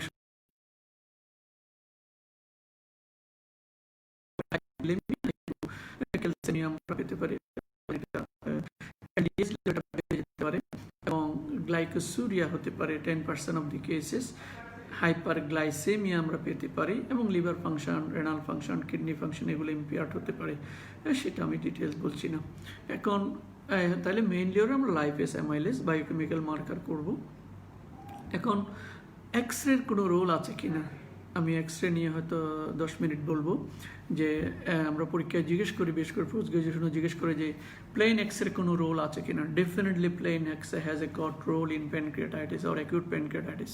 কীভাবে রোল করে, যে প্রথম কথা হচ্ছে আমি রোল আউট করতে পারলাম, অর্থাৎ এটা যে পারফোরেটেড পেপটিক আলসার না, বা রোল আউট করতে পারি যে এটা প্যানক্রিয়াটাইটিস, সরি পারফোরেশন না। অর্থাৎ একটা যদি প্লেন এক্স-রে অ্যাবডোমেন আমি করি, তাহলে যদি ফ্রি গ্যাস না পাই তাহলে আমি বুঝলাম যে এটা পারফোরেশন না, অথবা নিউমোপেরিটোনিয়াম না, নাম্বার 1। নাম্বার 2, যদি আমি আবার গ্রাউন্ড গ্লাস এপিয়ারেন্স পাই অ্যাবডোমেনে, তাহলে আমি হয়তো ধরে নিতে পারি যে এটা অ্যাকিউট প্যানক্রিয়াটাইটিস হতে পারে।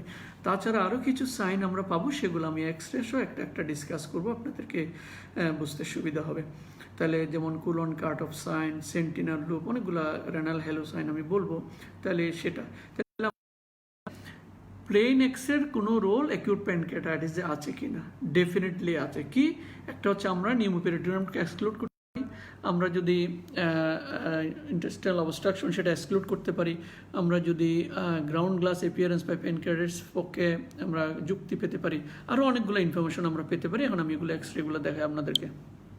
যেমন একটা প্লেন এক্স-রে আমি দেখাচ্ছি, আপনারা দেখেন, এটা একটা প্লেন এক্স-রে, দেখেন এটা রেডিও অপেক শ্যাডো দেখা যাচ্ছে in the right hypochondrium area. So এটা অনেক কিছু হতে পারে, আমরা যখন এক্স-রে ডিসকাস করেছি বলেছিলাম, তবে এটা গল স্টোনও হতে পারে, রেডিও অপেক গল স্টোন। সুতরাং আমি যদি একটা প্যানক্রিয়াটাইটিস রোগীর প্লেন এক্স-রে করে যদি দেখি যে রেডিও অপেক গল স্টোন আছে, তাহলে হয়তো আমি ধরে নিতেও পারি যে তার হয়তো এটা gallstone pancreatitis. So accordingly আমি ম্যানেজ করতে পারবো। So this is the role of plain X-ray. আর কি রোল থাকতে পারে দেখেন আপনি, calcific pancreatitis, whole of the pancreas is calcified, দেখেন। তাহলে আমি হয়তো ধরে নিতে পারি যে অ্যাকিউট রিল্যাপসিং প্যানক্রিয়াটাইটিস, আর এটা সিপিডি বলি আমরা, ফাইব্রোক্যালকুলাস প্যানক্রিয়াটিক ডায়াবেটিস এরকম হতে পারে, অথবা ক্রনিক ক্যালসিফিক প্যানক্রিয়াটাইটিস, যেটাই বলি না কেন। তাহলে আমি যদি একটা প্যানক্রিয়াটাইটিস রোগীর একটা প্লেন এক্স-রে করি, আমি যদি এরকম ফিচার পাই, তাহলে আমি কনক্লুড করতে পারি এটা অ্যাকিউট রিল্যাপসিং প্যানক্রিয়াটাইটিস, অথবা আমি বলতে পারি ক্রনিক ক্যালসিফিক প্যানক্রিয়াটাইটিস, অথবা ফাইব্রোক্যালকুলাস প্যানক্রিয়াটাইটিস, এটা আমরা বলতে পারি। ঠিক আরেকটা এক্স-রে যদি আমি আপনাদেরকে দেখাই, দেখেন, দেখেন যে এটা প্যানক্রিয়াটিক, এটা একটা প্রবলেমও দেওয়া হয় যে এটা 30 years male presented with a radio opaque shadow along the vertebra to vertebra obliquely, what are the differential diagnosis, এরকম একটা প্রশ্ন দেওয়া হয়। তাহলে এরকম একটা এক্স-রে যদি পাই, দেখেন একটা line of the pancreas, all are the stones, so the chronic calcific pancreatitis। এখন আমরা যদি একটু আপনাকে কোলন কাট অফ সাইনটা দেখাই, সেটা দেখেন, এটা হলো কোলন কাট অফ সাইন। আমরা বলছি যে অ্যাকিউট প্যানক্রিয়াটাইটিসে প্লেন এক্স-রে রোল কী কী সেগুলো ডিসকাস করছি, আমরা স্টোনগুলো দেখালাম। এখন দেখেন যে এখানে কোলন কাট অফ সাইন বলে, সেটা কি আমি বলছি, এটা যে ট্রান্সভার্স কোলন, এই যে আমি যেটা দেখাচ্ছি এটা হলো transverse colon. Transverse colon is loaded with gas, কিন্তু সাডেনলি লেফট কোলিক ফ্লেক্সারে গিয়া ডিসেন্ডিং কোলনে আর কোনো গ্যাস নাই, দেখেন এখানে কোনো আর গ্যাস নাই। এটাকে বলা হচ্ছে কোলন কাট অফ সাইন, অর্থাৎ transverse colon is full of gas কিন্তু ডিসেন্ডিং কোলনে কোনো গ্যাস নাই, এটাকে বলা হচ্ছে কোলন কাট অফ সাইন। কেন হয় এটা পোস্ট গ্রাজুয়েশনে জিজ্ঞেস করো, কারণ লেফট কোলিক ফ্লেক্সার আমরা জানি ফ্রেনিকোকোলিক লিগামেন্ট আছে, তাহলে ফ্রেনিকোকোলিক লিগামেন্ট প্যানক্রিয়াটিক ইনফ্লামেশন যখন ইনফ্লেমড হয় তখন একটু স্পাজম হয়। স্পাজম হলে যে লেফট কোলিক ফ্লেক্সারটাকে একটু টানে বা অ্যাঙ্গুলেশন হয়, ওরা মোর অ্যাকিউট অ্যাঙ্গেল হয়, লেস দেন 90 ডিগ্রি হয়ে যায়, আরও মোর অ্যাকিউট হয়, তখন এদিক দিয়ে গ্যাসটা পার করতে পারে না, অর্থাৎ ট্রান্সভার্স কোলনের যে গ্যাসটা লেফট কোলিক ফ্লেক্সার মোর অ্যাঙ্গুলেশনের কারণে ডিউ টু দ্য ফ্রেনিকোকোলিক লিগামেন্ট নিচের দিকে গ্যাসটা আসতে পারে না, তখন সেটাকে আমরা বলি যে colon cut off sign. So this is the colon cut off sign. আরেকটা জিনিস অনেক সময় হয় দেখেন ডিউডেনাল সি লুপ, এটা হচ্ছে ডিউডেনাম, এটা অবশ্য যদিও কন্ট্রাস্ট এক্সরে, ডিউডেনাম দেখেন ডিউডেনাল সি লুপটা কিন্তু সাধারণত এত বড় হয় না, হতে পারে অনেক সময় ফিজিওলজিক্যালি এত বড় হতে পারে, বাট এটা সাধারণত one of the feature of the acute pancreatitis. তাহলে দেখেন ডিউডেনাল সি লুপটা ওয়াইডেন হয়ে গেছে, অনেক বড় হয়েছে, this is nothing but the head of the pancreas. তবে এরকম আরও অনেক কিছুতে পেতে পারে, একটা হচ্ছে নর্মাল ভেরিয়েন্ট হতে পারে, সিউডো প্যানক্রিয়াটিক সিস্টে হতে পারে, লার্জ প্যানক্রিয়াটিক হেড টিউমার হতে পারে, রেক্টোপেরিটোনিয়াল টিউমার, মেসেন্টারিক লিম্ফোডেনোপ্যাথি, এগুলো অনেকগুলো কারণেতে এরকম সি লুপটা বড় হতে পারে। আমরা বলছি প্যানক্রিয়াটাইটিস ডিউডেনাল সি লুপটা ওয়াইডেনিং হতে পারে, তবে অনেকগুলো কারণ এটা হতে পারে। What are the causes of the widening of the duodenal C loop? একটা বলছে অ্যাকিউট প্যানক্রিয়াটাইটিস, প্যানক্রিয়াটিক সিডোসিস্ট, একটা বলছিলাম যে লার্জ প্যানক্রিয়াটিক নিওপ্লাজম, বলছিলাম লিম্ফ নোড, রেক্টোপেরিটোনিয়াল টিউমার, অনেকগুলো কারণে এরকম ডিউডেনাল সি লুপটা বড় হতে পারে। আচ্ছা, আরেকটা ফিচার আছে দেখবেন, এটা অবশ্য দেখাচ্ছি আমি, এটা দরকার নাই, প্লেন এক্সরে রোল। দেখেন আমি যদি চেস্ট এক্সরে করি, দেখেন লেফট সাইডে প্লুরাল ইফিউশন, আমরা জানি সব ক্ষেত্রে লেফট সাইডে সাধারণত বা রাইট সাইডে প্লুরাল ইফিউশন হতে পারে। তাহলে আমি যদি একটা প্লেন এক্সরে চেস্টের না করি, তাহলে আমি কেমনে বুঝবো যে তার ইফিউশন হয়েছে কি হয় না? যদি আমি ক্লিনিক্যালি কিছুটা আন্দাজ করতে পারি, তাহলে প্লেন এক্সরে রোল অনেক আছে। আমরা যদি পরীক্ষায় জিজ্ঞেস করি what are the role of plain X-ray in acute pancreatitis, বলছে কোনো রোল নাই, এটা ঠিক না। আরটা দেখেন আমি, এটা সেন্টিনেল লুপ দেখেন, localized ileus, এটা dilated part of this segment due to the acute pancreatitis, যে কোনো জায়গায় হতে পারে, এটা একটা জেজুনাল লুপ দেখেন। তাহলে এরকম সেন্টিনেল লুপ আমরা পেতে পারি in acute. So there are few role of X-ray, particularly the plain X-ray in acute pancreatitis আমি দেখালাম আপনাদেরকে। কিছু এক্সক্লুড করতে পারি, স্টোন দেখতে পারি, কোলন কাট অফ সাইন দেখতে পারি, ডিউডেনাল সি লুপ ওয়াইডেনিং দেখতে পারি, সেন্টিনেল লুপ দেখতে ইফিউশন আমরা দেখতে পারি। এ হলো প্লেন এক্সরে। অ্যামাইলাস লাইপেজ তো আমি আগে বলে ফেলছি। এখন আর কি ইনভেস্টিগেশন আমরা করতে পারি? ডেফিনেটলি আমাদের দেশের প্রেক্ষিতে একটা ultrasonography is a very suitable investigation, তবে উইথ ডিউ রেসপেক্ট প্যানক্রিয়াসটাকে ভিজুয়ালাইজ করা একটু ডিফিকাল্ট, বিকজ এটা স্টোমাকের পিছনে থাকে, স্টোমাক যদি ডিস্টেন্ডেড থাকে তাহলে আরও বোঝা ডিফিকাল্ট, সেই জন্য একটা এক্সপার্ট সোনোলজিস্ট বা রেডিওলজিস্ট যারা আছেন তারা এটা বুঝতে পারেন, আলট্রাসোনোগ্রাফি দিয়ে বুঝতে পারেন যে প্যানক্রিয়াটাইটিস আছে কিনা। But most important is the CECT, contrast enhanced computerised tomography. আমরা শুধু একটা অ্যাকিউট প্যানক্রিয়াটাইটিসে লিখে দিলাম সিটি স্ক্যান করে নিয়ে আসেন, এটা আসলে হবে না, এটাকে বলে যে প্যানক্রিয়াটিক প্রোটোকল করতে হবে, অর্থাৎ CT scan for the pancreatic protocol, এটা প্লেনও করতে হবে। খেয়াল করেন যারা পোস্ট গ্রাজুয়েশন আছেন, জুনিয়র হয়তো সিটি স্ক্যান বললে আমরা তেমন কিছু মাইন্ড করবো না, কিন্তু যারা পোস্ট গ্রাজুয়েশন আছেন তাদেরকে বলতে হবে যে প্যানক্রিয়াটিক প্রোটোকল। তো প্যানক্রিয়াটিক প্রোটোকলে অনেক ডিসকাশন আছে, আমি শুধু একটু সংক্ষেপে বলছি যে যখন আমরা একটা প্যানক্রিয়াটাইটিসের জন্য সিটি স্ক্যান করবো, প্রথমে উইদাউট কন্ট্রাস্ট একটা নিতে হবে সিটি স্ক্যান। কারণ উইদাউট কন্ট্রাস্ট নেওয়ার উদ্দেশ্য হচ্ছে যে আমি স্টোন আছে কিনা যেটা দেখতে পাবো, কারণ স্টোন সিটি স্ক্যানে ভেরি সেন্সিটিভ। আমরা যে প্লেন এক্সরে যেমন করে স্টোন দেখলাম, তাহলে আমি যদি শুরুতেই কন্ট্রাস্ট দিয়ে শুধু যে প্যানক্রিয়াস দেখি, তাহলে স্টোনের সাথে বোঝা যাবে না। সেই জন্য প্যানক্রিয়াটিক প্রোটোকলের একটা ইম্পর্টেন্ট কথা হলো যে প্লেন করতে হবে without contrast, so that we can identify the stone disease both biliary and pancreatic, then will do the contrast. তাহলে এই দুইটা একটু মনে রাখতে হবে যে আমরা প্যানক্রিয়াটাইটিস দেখতে হলে CT scan of pancreatic protocol করবো, অর্থাৎ প্লেন করবো এবং কন্ট্রাস্ট করব।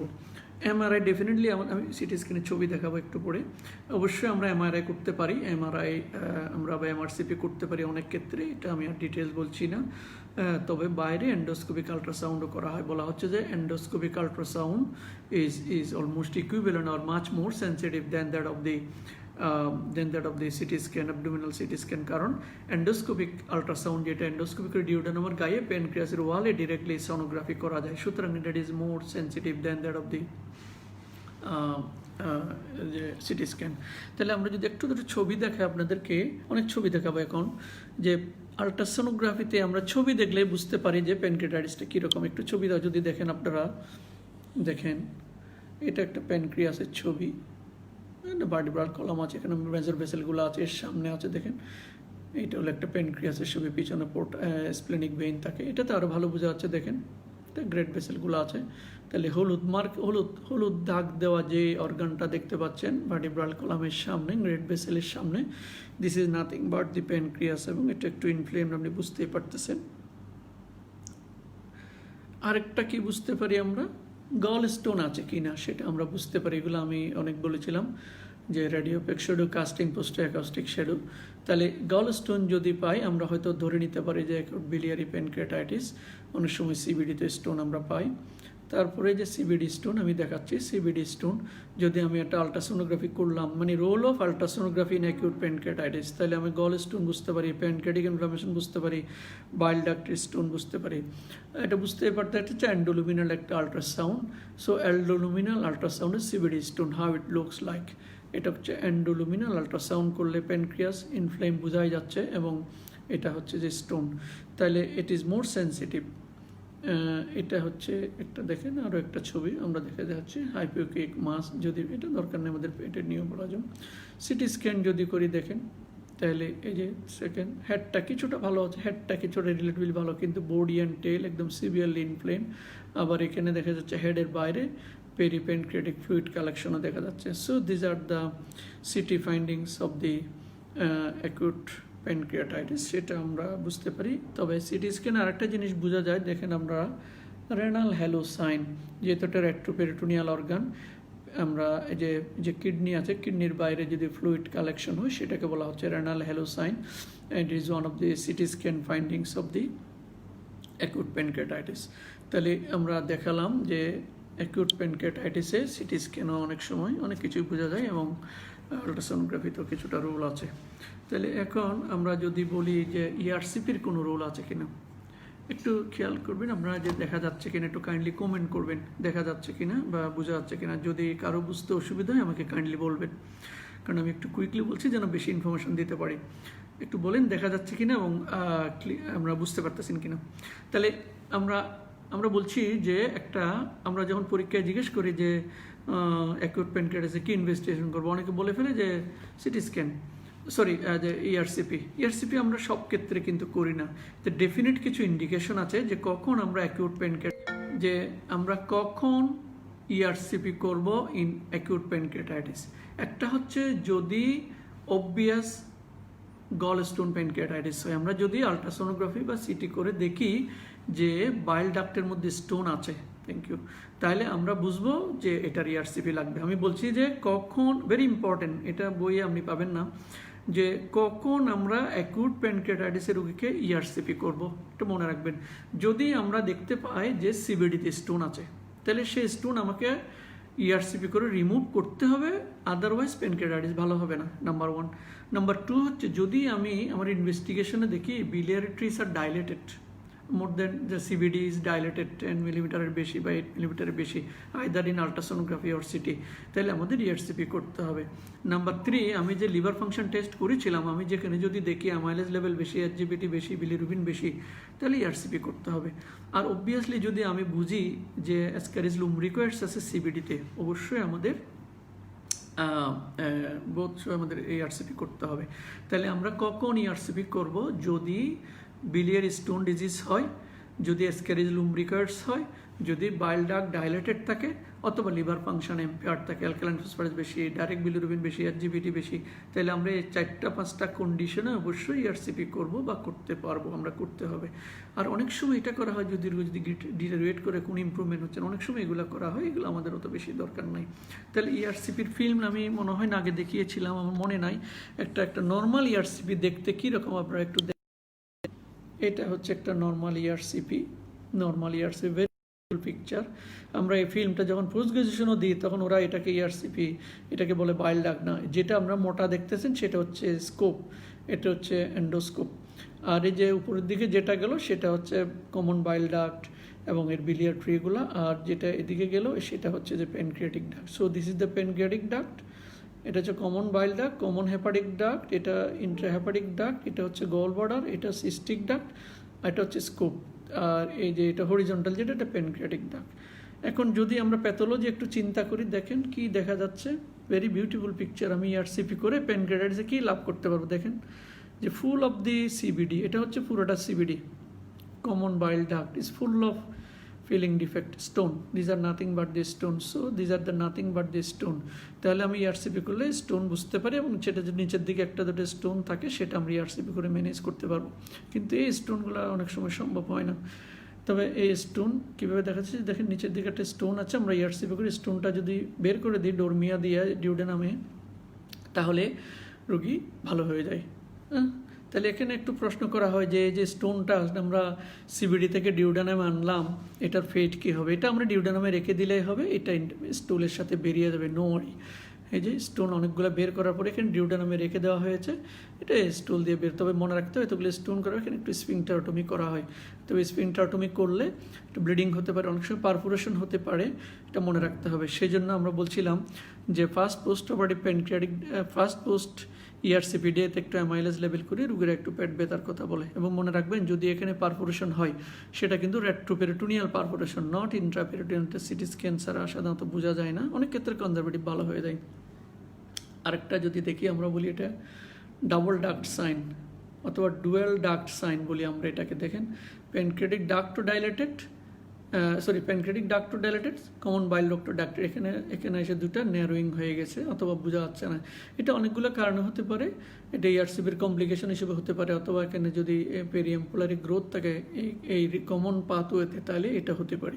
এটা বলে ডাবল ডাক্ট সাইন অথবা ডুয়েল ডাক্ট সাইন। এটা পোস্ট গ্রাজুয়েশনে খুবই জরুরি, কিসে আমরা এটা পেতে পারি। আর আরেকটা যদি আমরা খাই, এটা দেখেন, এটা বুঝতেই পারতেছেন, এটা MRCP film.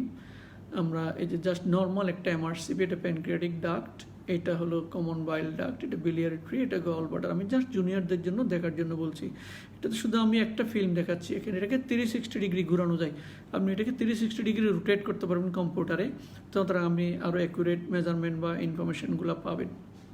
So this is the normal MRCP, how it looks like. তাহলে আমরা অনেক সময় যদি ইআরসিপি কন্ট্রাইন্ডিকেটেড থাকে অথবা করতে না পারি, তাহলে এমআরসিপি আমরা করি। আমি এটা গলব্লাডার যেদিন ডিসকাস করেছিলাম, এমআরসিপি আর ইআরসিপির ডিফারেন্স কিন্তু ডিটেলস বলেছিলাম, এবং এটা অবশ্যই জুনিয়রদেরকে জানতে হবে। পরীক্ষায় ফ্রিকুয়েন্টলি জিজ্ঞেস করা হবে what are the difference between the ERCP and MRCP. আচ্ছা, তো এমআরসিপি তো নর্মালটা দেখালাম, যদি আমি একটু অ্যাবনর্মালটাও দেখাই, দেখেন হাউ ইট লুকস লাইক। যে দেখেন যখন আমি এটা এমআরসিপি ফিল্ম, দেখেন যে এটা সিবিডি, এটা রাইট ডাক্ট, এটা লেফট ডাক্ট, এখানে হচ্ছে সব ফিলিং ডিফেক্ট অথবা হাইপো ইন্টেন্স এরিয়া, এগুলো হচ্ছে যে আমরা বলছিলাম যে এমআরসিপিতে আমরা বলি ইন্টেন্সিটি, তাহলে এটা হচ্ছে যে স্টোন, এগুলো হচ্ছে নাথিং বাট দি স্টোন। তাহলে এরকম যদি আমি এমআরসিপি করে পাই, রোগীর lower end of the common bile duct একটা দুটো স্টোন আছে, তাহলে এটা আমরা ইআরসিপি করে ইজিলি বের করে দিতে পারি এবং রোগী ইজিলি আর্লি ভালো হয়ে যায়। তাহলে এই হলো আমাদের রোল অফ ইনভেস্টিগেশন, এবং ইভেন এমআরসিপিও আমরা করতে পারি। এখন আমরা যে বলছিলাম একটা রোগী কি মাইল্ড না মডারেট না সিভিয়ার, যে এটা অ্যাসেস করবো কীভাবে, এটা অনেকগুলো স্কোরিং সিস্টেম আছে। যারা পোস্ট গ্রাজুয়েশন তাদের হয়তো অনেকগুলো ডিটেলস পড়তে হবে, বিশেষ করে র্যানসন ক্রাইটেরিয়া, গ্লাসগো ক্রাইটেরিয়া, অ্যাপাচি, অ্যাসাপ, অনেকগুলো ক্রাইটেরিয়া আছে। তবে জুনিয়রদের অন্তত মনে রাখতে হবে যে ক্রাইটেরিয়াগুলো কি কি আছে, অর্থাৎ আমরা এখন বলবো কি কি ক্রাইটেরিয়ার উপর ভিত্তি করে আমরা সিবিআরটিটা অ্যাসেস করবো। আমি যেহেতু প্রিন্সিপালে বলছিলাম কনফার্মেশন অফ দ্য ডায়াগনোসিস, আমরা কনফার্ম করে ফেলছি। আমি সিটি স্ক্যান আরেকটা কথা বলি, আমরা বলছিলাম যে CT scan is the gold standard of the diagnosis of the acute pancreatitis at any stage. বাইরে আপনি দেখবেন যে বাইরে যারা প্র্যাকটিস করবেন বা যাবেন বা দেখেছেন যে আসার সাথে একটা সিটি স্ক্যান করে ফেলে, বাট আমাদের দেশে আমরা এখনও পারি না। তবে আমাদের দেশে আমরা যখন সিটি স্ক্যান করি সাধারণত 4th ডে বা 5th ডে অনওয়ার্ডস। কেন? আমরা সাধারণত দেখতে চাই যে নেক্রোসিস হচ্ছে কিনা বা নেক্রোটাইজিং প্যানক্রিয়াটাইটিস হচ্ছে কিনা, কারণ নেক্রোসিস একটু সময় লাগে, আমরা বলছিলাম যে সেকেন্ড উইক্সের পরে। এবং আরেকটা উদ্দেশ্যে আমরা সিটি স্ক্যান করি, যদি দেখি যে আমরা বাইরে তো এরকম করে যে সিটি স্ক্যান গাইডেড এফএনএসি করে ওখান থেকে কালচার করে অ্যাকর্ডিংলি অ্যান্টিবায়োটিক দেয়। আমাদের দেশে হয়তো এটা প্র্যাকটিস করি না, বাট আমরা সাধারণত সিটি স্ক্যানটা করে 4th ডে অনওয়ার্ডস, কারণ আমরা প্রতিদিন সিটি স্ক্যান আমরা করতে পারবো না আমাদের দেশে, বাইরে ওরা চাইলে প্রতিদিনই করতে পারে। তো সেই জন্য আমরা যদি একবার বা দুবারও করি 4th ডে অনওয়ার্ডস সিটি স্ক্যানটা করলে ভালো, আমরা নেক্রোসিস দেখতে পারবো। যদি আমরা মনে করি যে কালচার করবো, তাহলে এফএনএসি করে কালচার করলে অ্যাকর্ডিংলি অ্যান্টিবায়োটিকটা দেবো। এবং অ্যান্টিবায়োটিক যেহেতু আমি আগে বলে ফেলছিলাম, আমি নামগুলো বলি না, সাধারণত ইমিপেনাম বা meropenem is the drug of choice. তবে সেফুরোক্সাইমও দিতে পারে, সেফট্রিয়াকজন দেওয়া যাবে, সমস্যা নাই।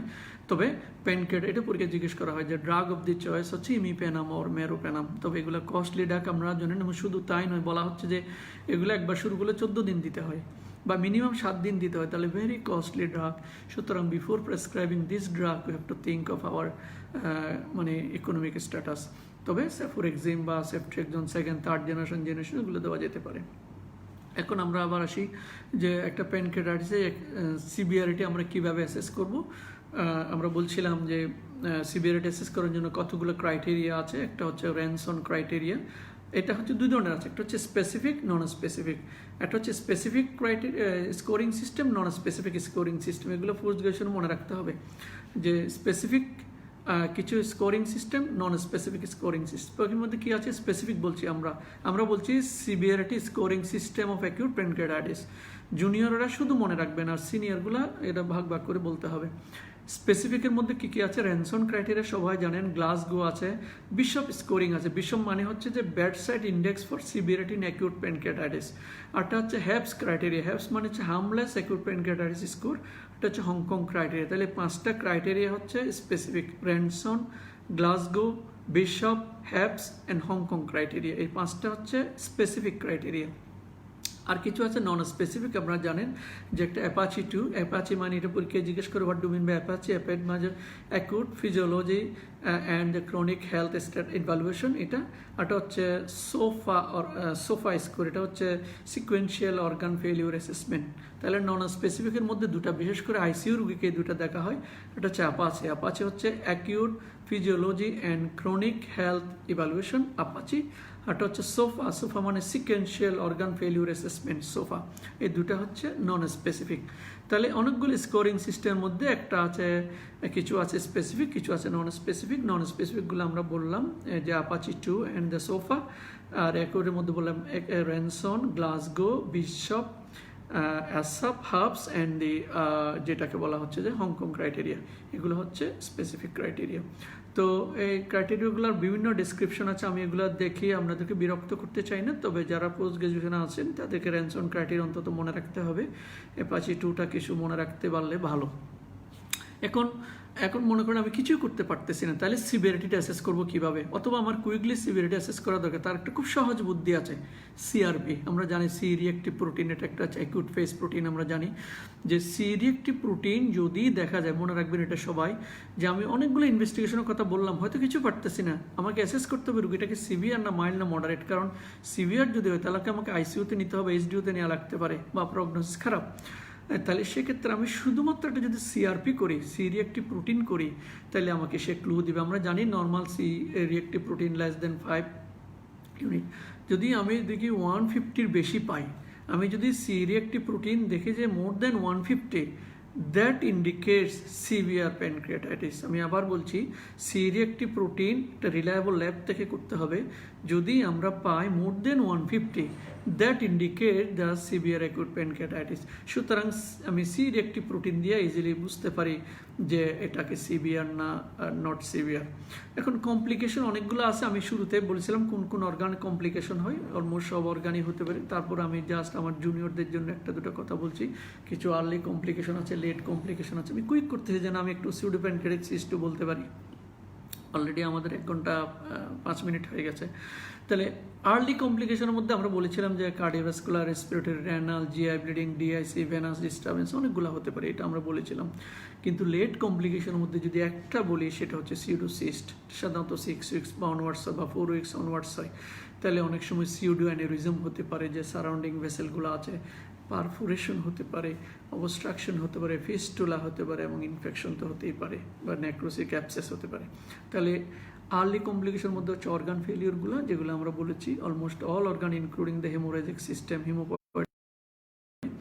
ইভেন জিআই ব্লিডিং হতে পারে। আর লেটের মধ্যে pseudocyst, pseudo aneurysm, perforation, obstruction, fistula ইত্যাদি হতে পারে।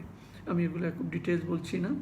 ম্যানেজমেন্ট আমরা দেখবেন আমাদের বেরি ল্যাবে বড় বড় চার্ট আছে, সেটা আপনারা দেখবেন। আমি জাস্ট দু একটা কথা ইম্পর্টেন্ট বলবো ট্রিটমেন্টের ক্ষেত্রে, যে নাথিং পারোরাল আমরা রুগীকে খেতে দিব না। পরীক্ষায় জিজ্ঞেস করি কেন খেতে দিচ্ছ, কারণ একটা জিআই ট্র্যাক্ট আপসেট আছে, তার প্যানক্রিয়াস ইনফ্লেম, এনজাইম আসবে না, তার অ্যাপেটাইট নাই, তাহলে আমি খেতে দিয়ে কোনো লাভ নেই, ডাইজেশন হবে না।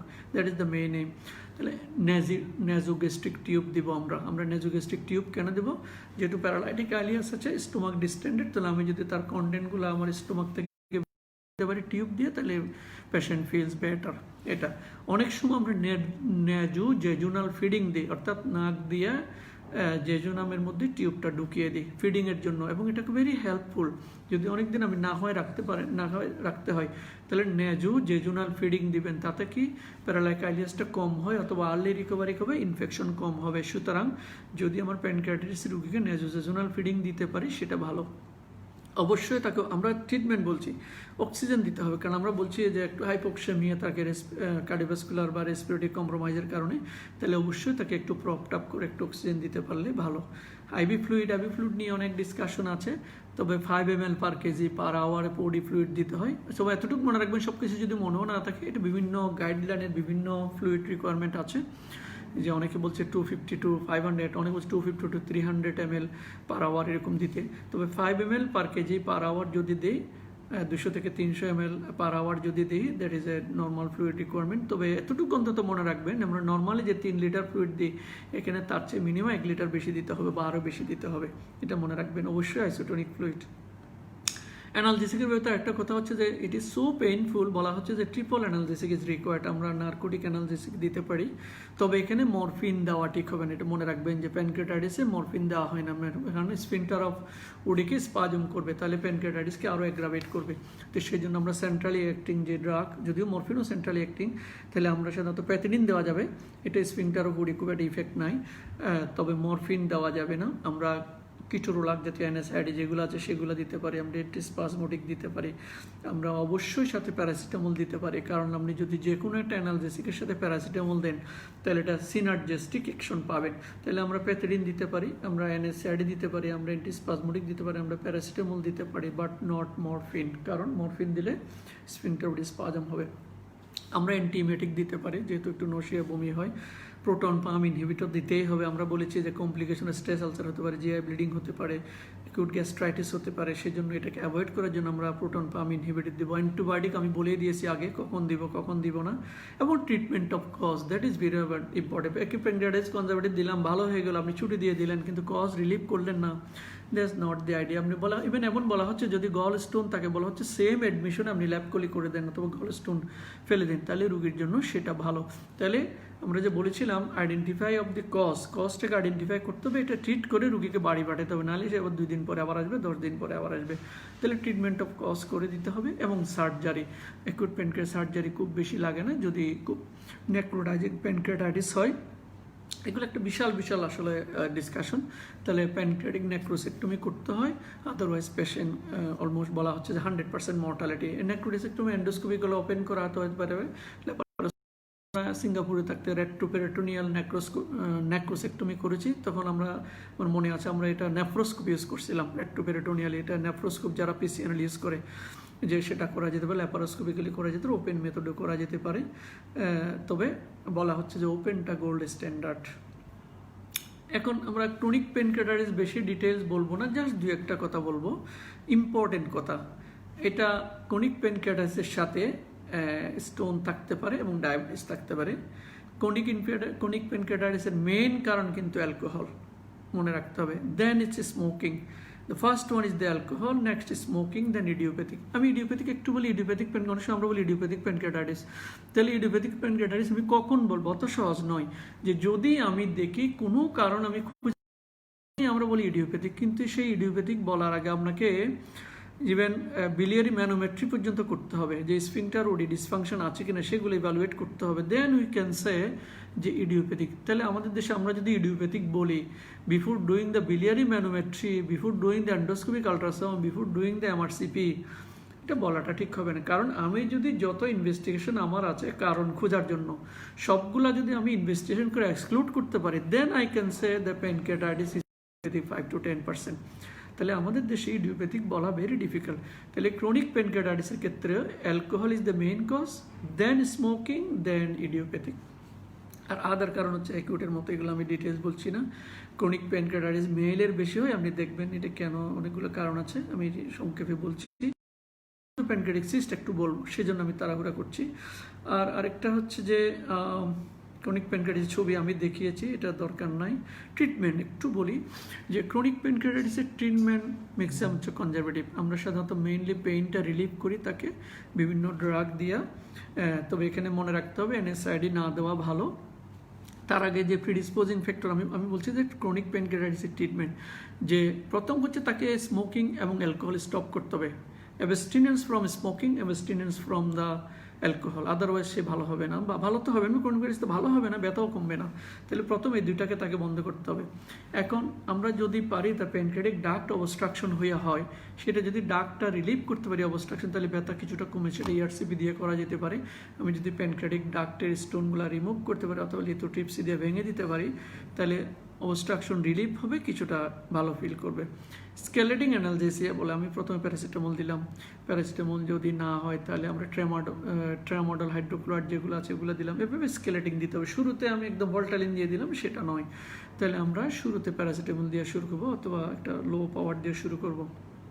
বিদেশে যেটা করে ক্রনিক প্যানক্রিয়াটাইটিসের পেইনটাকে অ্যাকিউট পেইন ইউনিট বলে তারা করে, এবং এটা সিলিয়াক অ্যাক্সিস বলে, আমাদের সিলিয়াক গ্যাংলিয়ন আছে, সিলিয়াক প্লেক্সাস আছে, ওরা ইমেজ গাইডেড ওটাকে ব্লক করে দেয়।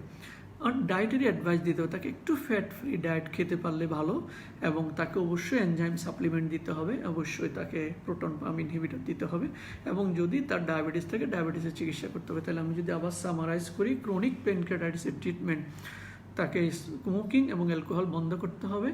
যদি প্যানক্রিয়াটিক ডাক্টে স্টোন থাকে, আমরা যদি এআরসিপি করে পারি সেটাকে রিলিভ করে দেবো, অ্যানালজেসিয়া স্কেলেটিং ম্যানারে দিতে হবে। যদি পারা যায় অ্যাকিউট পেইন ইউনিটের হেল্প নিতে হবে, এটা আমাদের দেশে নেওয়া যায়। এবং যে সিলিয়াক অ্যাক্সিস ব্লক ঢাকায় আমরা দেখেছি, ডায়েটের অ্যাডভাইস দিতে হবে, এনজাইম সাপ্লিমেন্ট তাকে দিতে হবে, এবং আমরা ওমিপ্রাজল দেবো। আর যদি ডায়াবেটিস থাকে তাকে কন্ট্রোল করতে হবে।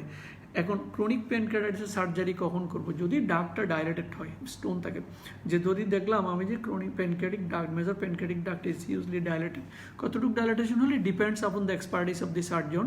আমরা সাধারণত 8 মিলিমিটারের নিচে হলে অপারেশন করতে চাই না, ভেরি ডিফিকাল্ট টু অ্যানাস্টোমোসিস। তাহলে আমাদের যদি 8 মিলিমিটার 1 সেন্টিমিটারের বেশি ডাইলেটেড হয় প্যানক্রিয়াটিক ডাক্ট, তাহলে আমরা অপারেশন করি। কি অপারেশন করি?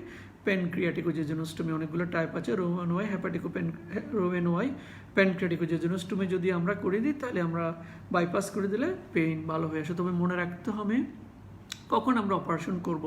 একটা রুগীর লাইফস্টাইল হেল হয়ে যাচ্ছে, বারবার হসপিটালে ভর্তি হচ্ছে, স্টেটুরিয়া হচ্ছে, ওয়েট লস হচ্ছে, তাহলে সেক্ষেত্রে আমরা অপারেশন করব। প্রোভাইডেড শর্ত হচ্ছে আমাদের ইআরসিপি করে দেখবা এমআরসিপি করে দেখতে হবে ডাক্ট কতটুকু ডাইলেটেড।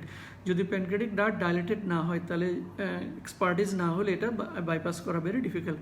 সুতরাং অবশ্যই ডাক্টের অ্যাসেসমেন্ট করতে হবে এবং বলে রাখতে হবে রুগীকে counselling is very important. Operation করলে রুগী 100% ভালো হয়ে যাবে, নট নেসেসারলি। এবং বলা হচ্ছে যে 80 to even 10 to 20% ব্যথা থাকতেই পারে, 70 to 80% রিলিফ হতে পারে। সেই জন্য আমাদের সেটা মনে রাখতে হবে। তাহলে ক্রনিক প্যানক্রিয়াটাইটিসের এটা হলো চিকিৎসা এবং অপারেশন করার আগে 5 বার চিন্তা করতে হবে তার ইন্ডিকেশন আছে কিনা, আমি ব্যথা তাকে কমাতে পারবো কিনা, এবং যে কমাতে পারবো না 100% সেটা তাকে আগে বলে রাখতে হবে। ইভেন অপারেশনের পরও রুগী মাঝে মাঝে আবার আসতে পারে। এখন আমরা একটু সিউডো প্যানক্রিয়াটিক সিস্ট নিয়ে বলবো। এটা এত প্রশ্ন পরীক্ষায় আসে যে সেজন্য আমি এটা একটু বলছি। সিউডো প্যানক্রিয়াটিক সিস্ট বা প্যানক্রিয়াটিক, আগে বলা হতো যে সিউডো প্যানক্রিয়াটিক সিস্ট, এখন বলা হচ্ছে এটা প্যানক্রিয়াটিক সিডোসিস্ট।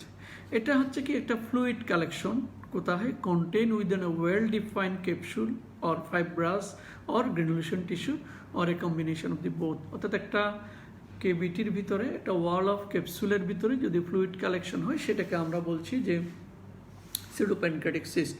এখন প্রশ্ন হলো কেন এটাকে সিউডো বলা হয়? এটা সিউডো বলার অনেকগুলো কারণ আছে। কারণ আমরা জানি এটা সিস্টের কতগুলো ক্রাইটেরিয়া আছে।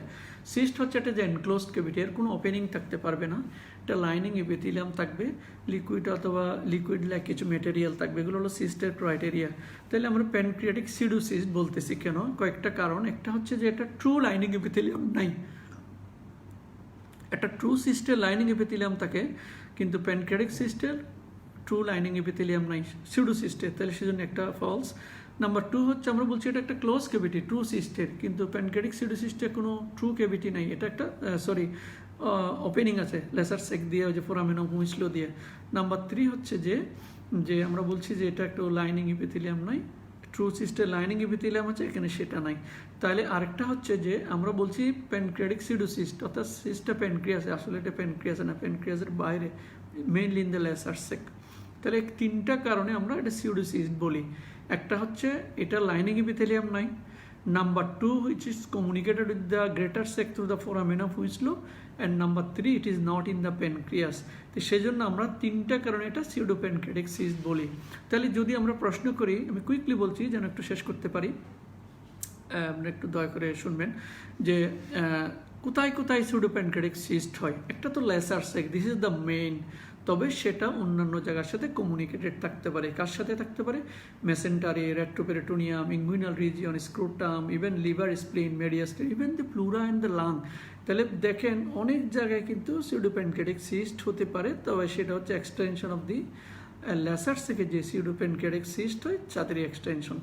এখন আমি যদি কয়েকটা ছবি দেখাই আপনাদেরকে সিউডো প্যানক্রিয়াটিক সিস্ট দেখতে কীরকম, তাহলে বুঝতে পারবেন how it looks like pseudo pancreatic cyst. হ্যাঁ, এটা সিউডো প্যানক্রিয়াটিক সিস্ট। এটা স্কেচটা যদি আমি দেখাই, দেখেন আপনি, এটা লিভার, এটা স্টোমাকের পিছনেই থাকে, ট্রান্সভাস্কুলার এখানে থাকে, তাহলে লেসার সেক, অর্থাৎ এটা লেসার সেক। আমরা রুগী যখন আসে এটা উইপিগেস্ট্রিক একটা মাস নিয়ে আসে, জাস্ট ইপিগেস্ট্রিক একটা মাস নিয়ে আসে। এটা পরীক্ষায় প্রবলেম দেওয়া হয় যে patient, middle aged patient, male patient presented alcoholic with you, যে একটা upper abdominal mass having the history of acute pancreatitis 2 months back, কী হতে পারে, এরকম একটা প্রবলেম দেওয়া হয় জুনিয়রদেরকে। তাহলে এটা হলো যে একটা ইপিগেস্ট্রিক মাসের, এটা হলো যে একটা যে প্যানক্রিয়াটিক সিডোসিস্ট হতে পারে। এবং সেটা যদি আমরা স্টোমাকটা দেখাই, ল্যাটারাল ভিউ দেখাই, হাউ ইট লুকস লাইক, এই জন্য আমরা বলবো যে একটা বেরিয়াম মিল যদি ল্যাটারাল ভিউ করি তাহলে আমরা অনেক সময় সিউডো প্যানক্রিয়াটিস ডায়াগনোজ করতে পারি। আপনি দেখেন এটা ভার্টিব্রাল কলাম, পিছনে ভার্টিব্রাল কলাম, সামনে স্টোমাক, এটা সি এর মতো হয়ে গেছে, এটা হলো সিউডোসিস্ট। তাহলে এক্ষেত্রে নোশিয়া, বমি, even gastric outlet obstruction feature নিয়েও রুগী আসতে পারে। তাহলে এই যে 3টা ছবি আমরা দেখালাম, যে এটা হলো যে লেসার সেকে যদি সিউডো প্যানক্রিয়াটিক সিস্ট হয়, হাউ ইট লুকস লাইক। এখন রুগীর প্রেজেন্টেশন কি হয়, আমরা তো বলছি এপিগ্যাস্ট্রিক লাম নিয়ে আসতে পারে। তাছাড়া এটা নির্ভর করবে কোন স্টেজে রুগী আসবে, অ্যাবডোমিনাল পেইন, নোশিয়া, বমি, আর্লি স্যাটাইটি, ব্লোটিং, ইনডাইজেশন সবগুলো হতে পারে। মেইন হচ্ছে অ্যাবডোমিনাল লাম নিয়ে আসে। তাছাড়া আর কি হতে পারে? Abdominal pain, nausea, vomiting, early satiety, কিছু খেলে বলে পেট ভরে গেছে, ব্লোটিং এবং ইনডাইজেশন, এগুলো হতে পারে। আর আমরা যদি এক্সামিন করি লামটা পাবো, টেন্ডারনেস পাবো, অ্যাবডোমিনাল ফুলনেস পাবো। ডিফারেন্সিয়াল ডায়াগনোস কি হতে পারে, দ্যাট ইজ ইম্পর্টেন্ট। যে একটা এপিগ্যাস্ট্রিক মাস নিয়ে আসছে আমাদের কাছে, আমরা বললাম সিউডো প্যানক্রিয়াটিক সিস্ট। আর কি হতে পারে? এটা হতে পারে একটা প্যানক্রিয়াটিক অ্যাবসেস হতে পারে, এটা হচ্ছে সিস্টিক এডেনোকার্সিনোম অফ দি প্যানক্রিয়াস হতে পারে, সিস্ট অফ দি লিভার হতে পারে, মেসেন্টারিক সিস্ট হতে পারে, হাইড্রাটেড সিস্ট হতে পারে, ইভেন অ্যাওর্টিক অ্যানেরিজম, যদি অ্যাওর্টিক অ্যানেরিজম আমাদের দেশে কম, তাহলে এগুলো হতে পারে। তাহলে what are the differential diagnosis of the pancreatic pseudocyst? Pancreatic abscess, cystic neoplasm of the pancreas, cyst of the liver, mesenteric cyst, hydrated cyst and aortic aneurysm, এই সমস্ত জিনিস হতে পারে in the differential diagnosis of the pseudopan। Investigation কি করবো? আমরা বুঝে ফেলছি, একটা আল্ট্রাসোনোগ্রাফি করলে বুঝতে পারবো, আমরা সিটি স্ক্যান করলে বুঝতে পারবো, বেরিয়াম ইন ল্যাটারাল ভিউ করলে বুঝতে পারবো। তো অবশ্যই এখানে সিটি স্ক্যান করে দেখতে হবে, কারণ আমরা হয়তো একটু পরে বলবো যে সিটি স্ক্যান কেন দরকার। সিটি স্ক্যান দিয়ে আমাদের ওয়াল থিকনেস দেখতে হবে, এক্সটেনশন দেখতে হবে, রিয়েল সাইজটা দেখতে হবে, লোকেশন দেখতে হবে। সেই জন্য অবশ্যই এখানে একটা ইমিডিয়েট অর্থাৎ অপারেশনের আগে একটা সিটি স্ক্যান স্যার এটা ডিসিশন দেওয়া ডিফিকাল্ট এবং অপারেশন করার ঝুঁকি আছে। তাহলে আমরা যখন অপারেশন করব, সিস্টের ফ্লুইডটাকে কি করব? অন্যান্য জিনিসের মতো যে আমরা সিস্টের ফ্লুইডটাকে কালচার অ্যান্ড সেন্সিটিভিটির জন্য পাঠাবো এবং অ্যাকর্ডিংলি আমরা অ্যান্টিবায়োটিক দেবো। এটা সিটি স্ক্যান আমরা কুইকলি করছি, আমার আবার ওয়ার্ডে রাউন্ড দিতে হবে। তাহলে এটা দেখছি আমরা, এটা কীভাবে দেখা যায়, এটা হচ্ছে একটা আল্ট্রাসোনোগ্রাফির ফিচার। আল্ট্রাসোনোগ্রাফিতে কীভাবে দেখা যায় একটা সিউডোপ্যানক্রিয়াটিক সিস্ট, এটা একটা সিটি স্ক্যানের ফিচার, এটা একটা এমআরআইতে ফিচার, এমআরসিবি বা এমআরআই যেটাই বলি আমরা। এটা হচ্ছে T2 ইমেজ, এটা হচ্ছে সিটি স্ক্যান ভার্টিব্রাল কলামের সামনে, এটা হচ্ছে ultrasonography, how it looks like on যে এটা CT scan, ultrasonography and MRI. আমরা শেষের দিকে চলে আসছি, আমি আপনাদেরকে আর বোর করবো না। তাহলে কমপ্লিকেশন কি হতে পারে? সিউডোপ্যানক্রিয়াটিক সিস্টের কমপ্লিকেশন কি হতে পারে? একটা হচ্ছে ইনফেকশন হতে পারে, এটা জিআই ট্র্যাক্ট বা স্টোমাকে অবস্ট্রাকশন করতে পারে, এটা পারফোরেট রাপচার হতে পারে, হেমোরেজ হতে পারে এবং থ্রম্বোএম্বলিক ম্যানিফেস্টেশন হতে পারে, কারো সিউডো অ্যানিউরিজম করতে পারে। Intervention very important. আমরা কখন এটাকে হ্যান্ডেল করব? ইন্ডিকেশন অফ ড্রেনেজ, আমরা ড্রেনেজ করবো, তারপর ড্রেনেজ করার আগে একটু ক্রাইটেরিয়া মনে রাখতে হবে, রুল অফ 6 বলি আমরা। এটা 6 উইকস ওয়েট করতে হবে, 6 সেন্টিমিটার সাইজ হতে হবে, ওয়াল থিকনেস 6 মিলিমিটার হতে হবে, নাহলে এটা ইন্টারভেনশন করাটা ডিফিকাল্ট হবে। আমি আবার বলছি, before intervening the pseudopancreatic cyst, rule of 6 মনে রাখতে হবে, size should be 6 centimetre, it should be more than 6 weeks and the wall thickness 6 millimetre হতে হবে, নাহলে আমরা বাইপাস করতে পারবো না। তাহলে কি জিনিস আমরা বললাম, এই জিনিসগুলো মনে রাখতে হবে। আর কখন আমরা ইন্টারভেন করবো? যদি কমপ্লিকেশন হয়, যে বললাম হিমোরেজ, রাপচার, প্রেশার ইফেক্ট, তাহলে আমরা করব, অথবা সিরিয়াস ইনফেকশন যদি হয় তাহলে করব, এবং সাসপেক্টেড ম্যালিগনেন্সি যদি হয়। এবং ইন্টারভেনশন আমরা কি করতে পারি? আমরা পারকিউটেনিয়াস ড্রেনেজ করতে পারি, আমরা এন্ডোস্কোপিক ড্রেনেজ করতে পারি এবং সার্জিক্যাল ড্রেনেজ করতে পারি। পারকিউটেনিয়াস ড্রেনেজ বা আল্ট্রাসোনো গাইডেড করা যেতে পারে, আমরা জাস্ট সিস্টেমের মধ্যে একটা টিউব ঢুকিয়ে দিলাম, ফ্লুইডগুলো ড্রেন হয়ে গেলো, এটা অনেক সময় করা হতে পারে ডেবিলিটেটেড পেশেন্টের ক্ষেত্রে, তবে আল্ট্রাসোনো গাইডেড করতে হয়। আমরা এন্ডোস্কোপিক ড্রেনেজ করতে পারি কিভাবে? আমরা এন্ডোস্কোপি অ্যান্ড ল্যাপারোস্কোপি, আমরা এন্ডোস্কোপ দিয়ে স্টোমাকে ঢুকলাম, ল্যাপারোস্কোপ দিয়ে পেটের মধ্যে ঢুকলাম, দেন স্টোমাকটাকে এন্ডোস্কোপ দিয়ে ফুটা করে এটা আমরা সিস্টের মধ্যে কমিউনিকেট করলাম, ওখানে একটা স্ট্রেন দিয়ে ফ্লুইডগুলো ড্রেন হয়ে যায়। তাহলে এটা কম্বিনেশন এন্ডোস্কোপিক অ্যান্ড ল্যাপারোস্কোপিক, ডেফিনেটগুলো বাইরে করা হয়। আর আমরা ওপেন ড্রেনেজ করতে পারি, সার্জিক্যাল ড্রেনেজ, এটা হচ্ছে একটা সিস্টোগ্যাস্ট্রোস্টমি করতে পারি, অর্থাৎ স্টোমাকের সাথে আমরা সিস্টের কমিউনিকেট করে দিতে পারি, অথবা রোএনওয়াইসিস্টোজেজনোস্টমি করতে পারি। সেটা আমি একটু দেখাচ্ছি, ছবিটা দেখাবো, আপনারা একটু দেখেন। আমি শেষ চলে আসছে, হয়তো আর 1 মিনিট সময় নিব। এটা হচ্ছে পারকিউটেনিয়াস ড্রেনেজের একটা ছবি, পারকিউটেনিয়াস ড্রেনেজ, এটা পিছনটা, এটা সামনে, এটা অ্যাবডোমিনাল ওয়াল দিয়ে আমরা পারকিউটেনিয়াস ড্রেনেজ করতে পারি। এটা অবশ্যই একটু কশাসলি করতে হবে, ভেরি ডিফিকাল্ট। এটা হচ্ছে আমরা বলছিলাম যে কম্বাইন অ্যাপ্রোচ, যে এন্ডোস্কোপিক অ্যান্ড কোলোনোস্কোপিক। আমরা এন্ডোস্কোপ করে যে একটা টিউব দিয়ে দিলাম স্টোমাক, এটা স্টোমাকের ভিতরে আছে, আমরা স্টোমাকের পোস্টোয়ালটাকে পারফোরেট করে আমরা সিস্টের ভিতরে একটা টিউব দিয়ে দিলাম, ডাবল যে অথবা পিকটেল ক্যাথাটার, তাহলে আমরা এটা ড্রেন হয়ে গেল। আর আরেকটা হচ্ছে আমরা বলছিলাম এটা যে সিস্টোগ্যাস্ট্রোস্টমি ওপেন, আমি স্টোমাকের এন্ট্রিওল ওপেন করব, পোস্টোয়াল কাটে এটা সিস্টের মধ্যে ঢুকবো, ফ্লুইডগুলো দিয়ে মার্জিনটা আমরা সেলাই করে দেবো, তাহলে এটা সিস্টের সাথে একটা স্টোমাকের কমিউনিকেশন হয়ে গেল, সিস্টের ফ্লুইডগুলো স্টোমাকে চলে আসবে, যে ট্র্যাক দিয়ে বেরিয়ে যাবে।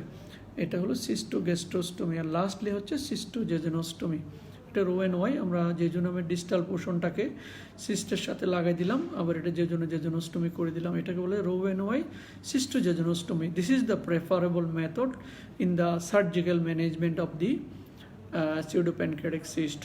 সুতরাং এই হলো আমাদের surgery for the pancreatic cyst. আমি একটু কুইক করলাম যেন আপনাদেরকে কম সময়ের মধ্যে বেশি ইনফরমেশনটা দিতে পারি। যারা আমি এটা পরে আবার ইউটিউবে আপলোড করে দেব, আপনারা একটু দেখে নেবেন। আমি একটু কিছু আমার স্যারদের স্মৃতি স্মরণ করে আমি আমার বক্তব্য আজকে শেষ করব। আপনারা জানেন গত পরশু আমাদের শ্রদ্ধেয় প্রফেসর গোলাম কিবরিয়া স্যার মারা গিয়েছেন, বিশিষ্ট ইউরোলজিস্ট, বিসিবিএসের প্রাক্তন প্রেসিডেন্ট, বিএসএমএমইউর ইউরোলজির চেয়ারম্যান, অনেক কিছুর সাথে উনি জড়িত এবং ডেডিকেটেড পার্সোনালিটি, যিনি মেডিকেল সায়েন্সকে অনেক কিছু দিয়ে গিয়েছেন এবং খুব সৎ লোক ছিলেন। আমি স্যারের দুইটা স্মৃতি স্মরণ করে শেষ করব ওনার স্মৃতির উদ্দেশ্যে। একটা হলো যে আমি যখন পার্ট 1 পরীক্ষা দিই FCPS 98-এ, আমাদের সময় ভাইভা ছিল, তো স্যার ছিলেন তখন কন্ট্রোলার অফ এক্সামিনেশন, FCPS-এর মানে কন্ট্রোলার অফ এক্সামিনেশন। তখন স্যার তো তুই করে বলতো, আপনারা জানেন স্যার সবসময় সবাইকে তুই করে বলতো, এখনও বলতো, আমাদের সবসময় তুই করে বলতো। তো তখন আমরা ভাইভার জন্য গেলাম, ভাইভাতে দুটা বোর্ড থাকতো তখন, যারা ভাইভা দিয়েছেন তারা জানেন, যারা ভাইভা দেন না ওরা বুঝবেন না এটা কত কঠিন বিষয়। যে দুইটা বোর্ড ছিল, তখন লটারি টানতে হতো আমাদেরকে যে কে কোন বোর্ডে পরীক্ষা দিবে। তো স্যার বলছিল একদম, আমার এখনও কানে বাজতেছে যে তোরা আমার সামনে লটারি টান, নাহলে তো তোরা বলবি কি ব্রিয়া স্যার পার্সিয়ালিটি করছে। আমার এখনও ল্যাঙ্গুয়েজটা মনে আছে। স্যার বললো, আমরা যখন 6 জন পরীক্ষার্থী ছিলাম, আমার ছিলাম, জাভেদ ভাই ছিল, আরও 4 জন আমার মনে নাই, যে বলছিল যে তোরা লটারি আমার সামনে টান, নাহলে তোরা বলবি কিবরিয়া স্যার পার্সিয়ালিটি করছে। এটা হলো একটা ডায়লগ, আমার স্যারের মনে আছে এখনও। আরটা হচ্ছে যখন আমি সেকেন্ড পার্ট পরীক্ষা দিই CMS 2004 সালের জানুয়ারি মাসে, CMS আমার পরীক্ষা ছিল এবং আনফর্চুনেট আমার কেসটাও পড়ছিল ব্লাডার ক্যান্সার, এবং এক্সামিনার ছিল আমাদের কিবরিয়া স্যার, সাথে আরও একজন ইউরোলজিস্ট ছিলেন এবং আওয়াল স্যারও ছিলেন। তখন আমাকে পরীক্ষা নেওয়ার সময় এক পর্যায়ে আমি বলছিলাম যে রুগীটার কিন্তু হেমোপটাইসিস ছিল। তো আমাকে স্যার যখন প্রশ্ন করতেছিলেন, এ বেটা, আমাকে বলছিল এরকম ডায়লগটা যে এ বেটা তুই যে হেমোপটাইসিস বললি এটাকে এক্সপ্লেন করবি কেমনে। যাই হোক, আমি আমার মতো এক্সপ্লেন করেছি। যে এই দুটা জিনিস আমার স্যারের এখনও মনে পড়ে, প্রতিদিনই মনে পড়ে। যাই হোক, আমি এই স্মৃতিটা স্যারের আত্মার মাগফিরাতের জন্য স্মরণ করলাম, আপনাদের সাথে শেয়ার করলাম। আমি সব ডাক্তার, সব মানুষ যারা কোভিডে মারা গেছে তাদের আত্মার মাগফিরাত কামনা করছি। বিশেষ করে আমাদের স্যার, যে বিশেষ করে কিবরিয়া স্যারের আত্মার মাগফিরাত কামনা করছি, তার আল্লাহ বেহেশতে নসিব করুন, এই প্রত্যাশায় আমি আজকে শেষ করছি। সবাইকে ধন্যবাদ এবং পরবর্তী অনুষ্ঠান দেখার আমন্ত্রণ জানাচ্ছি। আসসালামু আলাইকুম।